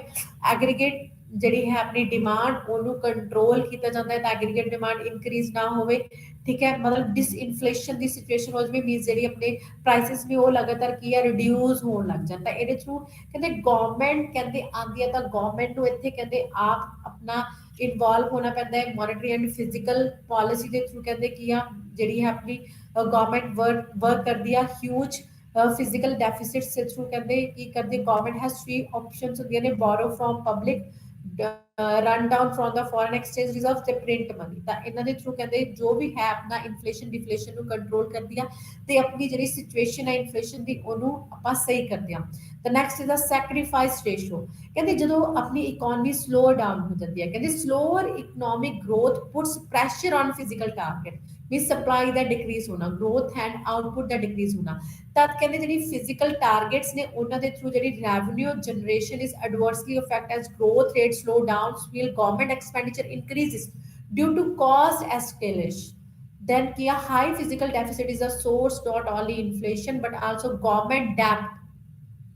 very often we measure that cost of inflation in terms of sacrifice ratio ki sacrifice kinna kar rahi hai government kinna spend kar rahi hai the sacrifice ratio da pata karna zaruri hai for example for a country inflation declined by 2% while output declined by 5% inflation कहते 2% कर रहा है लेकिन output 5% cut की the sacrifice ratio की होएगी अपनी 5 divided by 2 is equal to 2.5 sacrifice ratio ਨੂੰ ਆਪਾਂ ਕਰ ਸਕਦੇ ਹਾਂ percentage loss of output divided by percentage decline in inflation rate की inflation rate कितना कटा है like अपना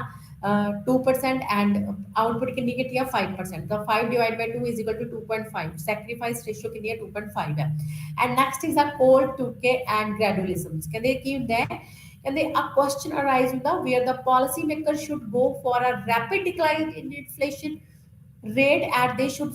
follow such a policy that reduction in inflation is gradual कहते classical economists ने ਜਿਹੜੇ ਉਹ suggest ਕਰਦੇ ਨੇ ਕਿ disinflation process ਆ ਜਿਹੜਾ ਉਹ should be rapid ਹੋਣਾ ਚਾਹੀਦਾ ਹੈ ਜਲਦੀ ਹੋਣਾ ਚਾਹੀਦਾ ਹੈ ਗਵਰਨਮੈਂਟ ਪਾਲਿਸੀ ਜਿਹੜੀ ਸਟ੍ਰੈਟਜੀਸ ਨੇ ਜਿਹੜੀਆਂ ਉਹ ਕਿਹੜੀ ਅਪਣਾਉਣੀ ਚਾਹੀਦੀ ਹੈ ਕੋਲਡ ਤੁਰਕੇ ਦੀ ਅਪਣਾਉਣੀ ਚਾਹੀਦੀ ਆ ਤਾਂ ਕੋਲਡ ਤੁਰਕੇ ਦੇ ਅਕੋਰਡਿੰਗ ਕੀ ਆ ਕਹਿੰਦੇ government policy of disinflation should be visible ਕਹਿੰਦੇ ਗਵਰਨਮੈਂਟ ਨੂੰ ਜਿਹੜੀ ਡਿਸਫਲੇਸ਼ਨ ਦੀ ਪਾਲਿਸੀ ਆ ਉਹ ਵਿਜ਼ੀਬਲ ਹੋਣੀ ਚਾਹੀਦੀ ਹੈ people should believe that government is sincerely trying to reduce inflation ਕਹਿੰਦੇ ਇਹਦੇ ਥਰੂ ਆਪਣੇ ਜਿਹੜੇ ਪੀਪਲਸ ਨੇ ਉਹ ਵੀ ਪੋਜ਼ਿਟਿਵ ਹੋਣਗੇ ਕਿ ਹਾਂ ਗਵਰਨਮੈਂਟ ਸਟੈਪਸ ਲੈ ਰਹੀ ਹੈ ਇਨਫਲੇਸ਼ਨ ਨੂੰ ਕੰਟਰੋਲ ਕਰਨ ਦੇ ਲਈ ਕਹਿੰਦੇ in this process it will reduce expected inflation Keynesian ਜਿਹੜੇ ਇਕਨੋਮਿਸਟ ਨੇ ਉਹਨਾਂ ਨੇ ਸੁਜੈਸਟ ਕੀਤਾ ਹੈ ਗ੍ਰੈਜੂਅਲ ਇਨਫਲੇਸ਼ਨ ਅਪਰੋਚ ਜਿਹਦੇ ਵਿੱਚ ਕਹਿੰਦੇ ਸੈਵਰਲ ਫ੍ਰਿਕਸ਼ਨਸ ਨੇ ਜਿਹੜੀ ਇਕਨੋਮੀ ਦੇ ਵਿੱਚ ਆਉਂਦੀਆਂ ਨੇ ਤੇ ਸੈਵਰਲ ਵੇਜ ਕੰਸਟਰਕਟਸ ਨੇ ਜਿਹੜੇ ਵਿੱਚ requires the time experience and sometimes required for the economy to adjust new types of inflation ਕਹਿੰਦੇ ਇਹਦੇ ਥਰੂ ਕਹਿੰਦੇ ਵੈਸੇ ਮੋਸਟਲੀ ਜਿਹੜੀ ਹੈ ਕੋਲਡ ਟੁਰਕੀ ਅਪਰੋਚ ਮੇ ਨਾਟ ਲੋਅਰ ਇਨਫਲੇਸ਼ਨ ਐਕਸਪੈਕਟੇਸ਼ਨਸ ਜਿੰਨੀਆਂ ਆਪਾਂ ਚਾਹੁੰਦੇ ਆ ਉਨੀਆਂ ਇਹ ਇਨਫਲੇਸ਼ਨ ਨੂੰ ਨਹੀਂ ਘਟਾ ਸਕਦੀ ਰੈਪਿਡ ਡਿਕਲਾਈਨ ਨਹੀਂ ਹੁੰਦਾ ਕਹਿੰਦੇ further cost of rapid decline in the inflation would be incurred in the terms of high unemployment unsustainability policy and ਉਸ ਤੋਂ ਬਾਅਦ ਹੈ ਆਪਣਾ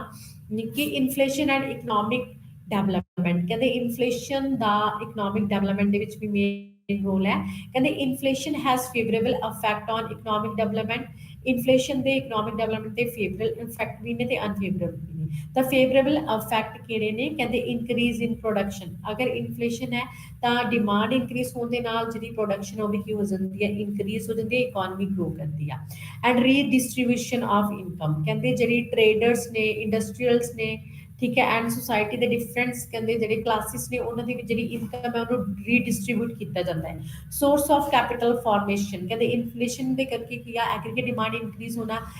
ਤਾਂ ਜਿਹੜਾ ਪ੍ਰੋਫਿਟ ਹੈ ਉਹ ਇਨਕਰੀਜ਼ ਹੁੰਦਾ ਇਨਵੈਸਟਰਸ ਦਾ, ਪ੍ਰੋਡਿਊਸਰਸ ਦਾ। ਤਾਂ ਉਹ ਕੀ ਕਰਦੇ ਨੇ? ਜ਼ਿਆਦਾ ਮਨੀ ਇਨਵੈਸਟ ਕਰਦੇ ਨੇ ਜਿਹਦੇ ਥਰੂ ਕੈਪੀਟਲ ਫਾਰਮੇਸ਼ਨ ਜ਼ਿਆਦਾ ਹੁੰਦੀ ਆ ਤੇ ਜਿਹੜੀ ਇਕਨੋਮੀ ਆ ਉਹ ਗਰੋ ਕਰਦੀ ਆ। And self liquidatings. ਕਹਿੰਦੇ financials of economic development is self liquid. ਕਹਿੰਦੇ ਫਾਈਨੈਂਸ਼ੀਅਲ ਰਿਸੋਰਸਿਸ ਨੇ ਜਿਹੜੇ ਉਹ ਇਕਨੋਮਿਕ ਡਿਵੈਲਪਮੈਂਟ ਦੇ ਲਈ ਮੇਨ ਲੀਡ ਰੋਲ ਹੈ ਜਿਹੜਾ ਪਲੇ ਕਰਦੇ ਨੇ, ਉਹ ਮਨੀ ਦੀ ਸਪਲਾਈ ਇਕਨੋਮੀ ਦੇ ਵਿੱਚ ਕੀ ਨੇ? ਜ਼ਿਆਦਾ ਕਰਦੇ ਨੇ। And mobilisation of productive resources. ਕਹਿੰਦੇ ਜਿਹੜੇ ਪ੍ਰੋਡਕਟਿਵ ਰਿਸੋਰਸਿਸ ਤੇ ਵੀ ਇਨਪੁਟਸ ਨੇ, ਚਾਹੇ ਰॉ ਮਟੀਰੀਅਲ ਹੈ ਚਾਹੇ ਲੇਬਰ ਹੈ, ਉਹ ਕੀ ਹੁੰਦੇ ਨੇ? ਵਨ ਪਲੇਸ ਤੋਂ ਸੈਕੰਡ ਪਲੇਸ ਤੇ ਕੀ ਹੁੰਦੇ ਨੇ? ਮੂਵ ਹੁੰਦੇ ਨੇ। And the next is the adverse effect.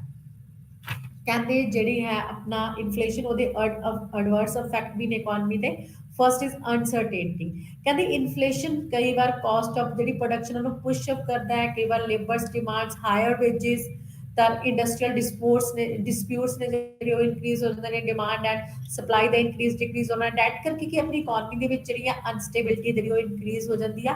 Adverse effect of saving. ਕਹਿੰਦੇ ਜਿਹੜੇ ਪੀਪਲਸ ਨੇ ਉਹ ਸੇਵਿੰਗ ਕਰਨਾ ਲੈਸ ਕਰ ਦਿੰਦੇ ਨੇ। ਕਹਿੰਦੇ ਜਿਹੜੀ ਮੋਰ ਪਰਚੇਸਿੰਗ ਪਾਵਰ ਆਫ ਮਨੀ, ਕਿਉਂਕਿ ਉਹ ਕੀ ਹੋ ਜਾਂਦੀ ਆ? ਫਾਲ ਹੋ ਜਾਂਦੀ ਹੈ, ਮਨੀ ਦੀ ਵੈਲਿਊ ਡਿਕਰੀਜ਼ ਹੋ ਜਾਂਦੀ ਆ।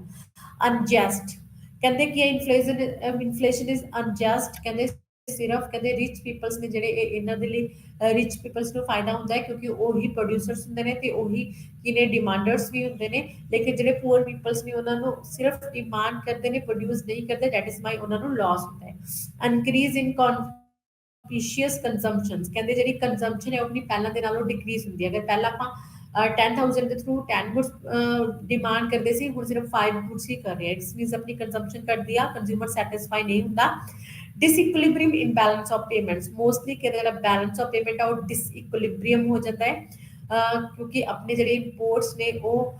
ਜ਼ਿਆਦਾ ਐਂਡ ਐਕਸਪੋਰਟਸ ਘੱਟ ਹੁੰਦੇ ਨੇ। Possibilities of hyper inflation. ਕਹਿੰਦੇ ਜਿਹੜਾ ਹਾਈਪਰ ਇਨਫਲੇਸ਼ਨ ਹੈ ਬਿਜ਼ਨਸ ਸਾਈਕਲਸ ਦੇ ਵਿੱਚ ਬੂਮ ਐਂਡ ਰਿਸੈਸ਼ਨਸ, ਕਹਿੰਦੇ ਉਸ ਟਾਈਮ ਪੀਰੀਅਡ ਦੇ ਵਿੱਚ ਆਪਣਾ ਫਲਕਚੁਏਟ ਕਰਦਾ ਇਨਫਲੇਸ਼ਨ ਇੱਕਦਮ। ਐਂਡ ਨੈਕਸਟ ਕਹਿੰਦੇ ਇਨਫਲੇਸ਼ਨ ਨੂੰ ਕੰਟਰੋਲ ਕਰਨ ਦੇ ਬਹੁਤ ਸਾਰੇ ਮੇਜਰਸ ਨੇ। ਇਹਦੇ ਵਿੱਚੋਂ 2 ਮੇਨ ਮੇਜਰਸ ਨੇ ਜਿਹਦੇ ਵਿੱਚ monetary and physical policy. Monetary measures ਦੇ ਥਰੂ ਕਹਿੰਦੇ ਜਿਹੜਾ ਹੈ ਆਪਣਾ ਮਨੀ ਦੀ ਜਿਹੜੀ ਕੁਆਂਟੀਟੀ ਹੈ ਉਹਨੂੰ ਕੰਟਰੋਲ ਕੀਤਾ ਜਾਂਦਾ ਹੈ through the RBI and commercial banks. And ਉਸ ਤੋਂ ਬਾਅਦ demonstration of old currency. Old currency ਦੀ ਜਗ੍ਹਾ ਤੇ ਨਿਊ ਡੀਮੋਨਟਾਈਜੇਸ਼ਨ ਕੀਤੀ ਜਾਂਦੀ ਹੈ, ਕਰੰਸੀ ਨਵੀਂ ਕਰੰਸੀ ਲੈ ਕੇ ਜਾਂਦੀ ਹੈ। And physical major, physical measures ਦੇ ਥਰੂ ਕਹਿੰਦੇ ਪਬਲਿਕ ਐਕਸਪੈਂਡੀਚਰਸ ਦੇ ਵਿੱਚ ਡਿਕਰੀਜ਼ ਕੀਤਾ ਜਾਂਦਾ ਹੈ। ਐਂਡ ਪੇਮੈਂਟਸ ਜਿਹੜੇ 올ਡ ਡੈਪਸ ਨੇ ਉਹਨਾਂ ਦੀ ਪੇਮੈਂਟਸ ਦੇ ਵਿੱਚ ਡਿਲੇ ਕੀਤੀ ਜਾਂਦੀ ਹੈ। ਪਬਲਿਕ ਡੈਪਸ ਨੇ ਜਿਹੜੇ ਉਹ ਇਨਕਰੀਜ਼ ਕੀਤੇ ਜਾਂਦੇ ਨੇ। ਲੈਸ ਡੈਫਿਸਿਟ ਫਾਈਨਾਂਸ ਜਿਹੜਾ ਹੈ ਗਵਰਨਮੈਂਟ ਅਪਣਾਉਂਦੀ ਹੈ, ਮਿਸ ਐਕਸਪੈਂਡੀਚਰ ਘਟਾਉਂਦੀ ਹੈ ਆਪਣਾ।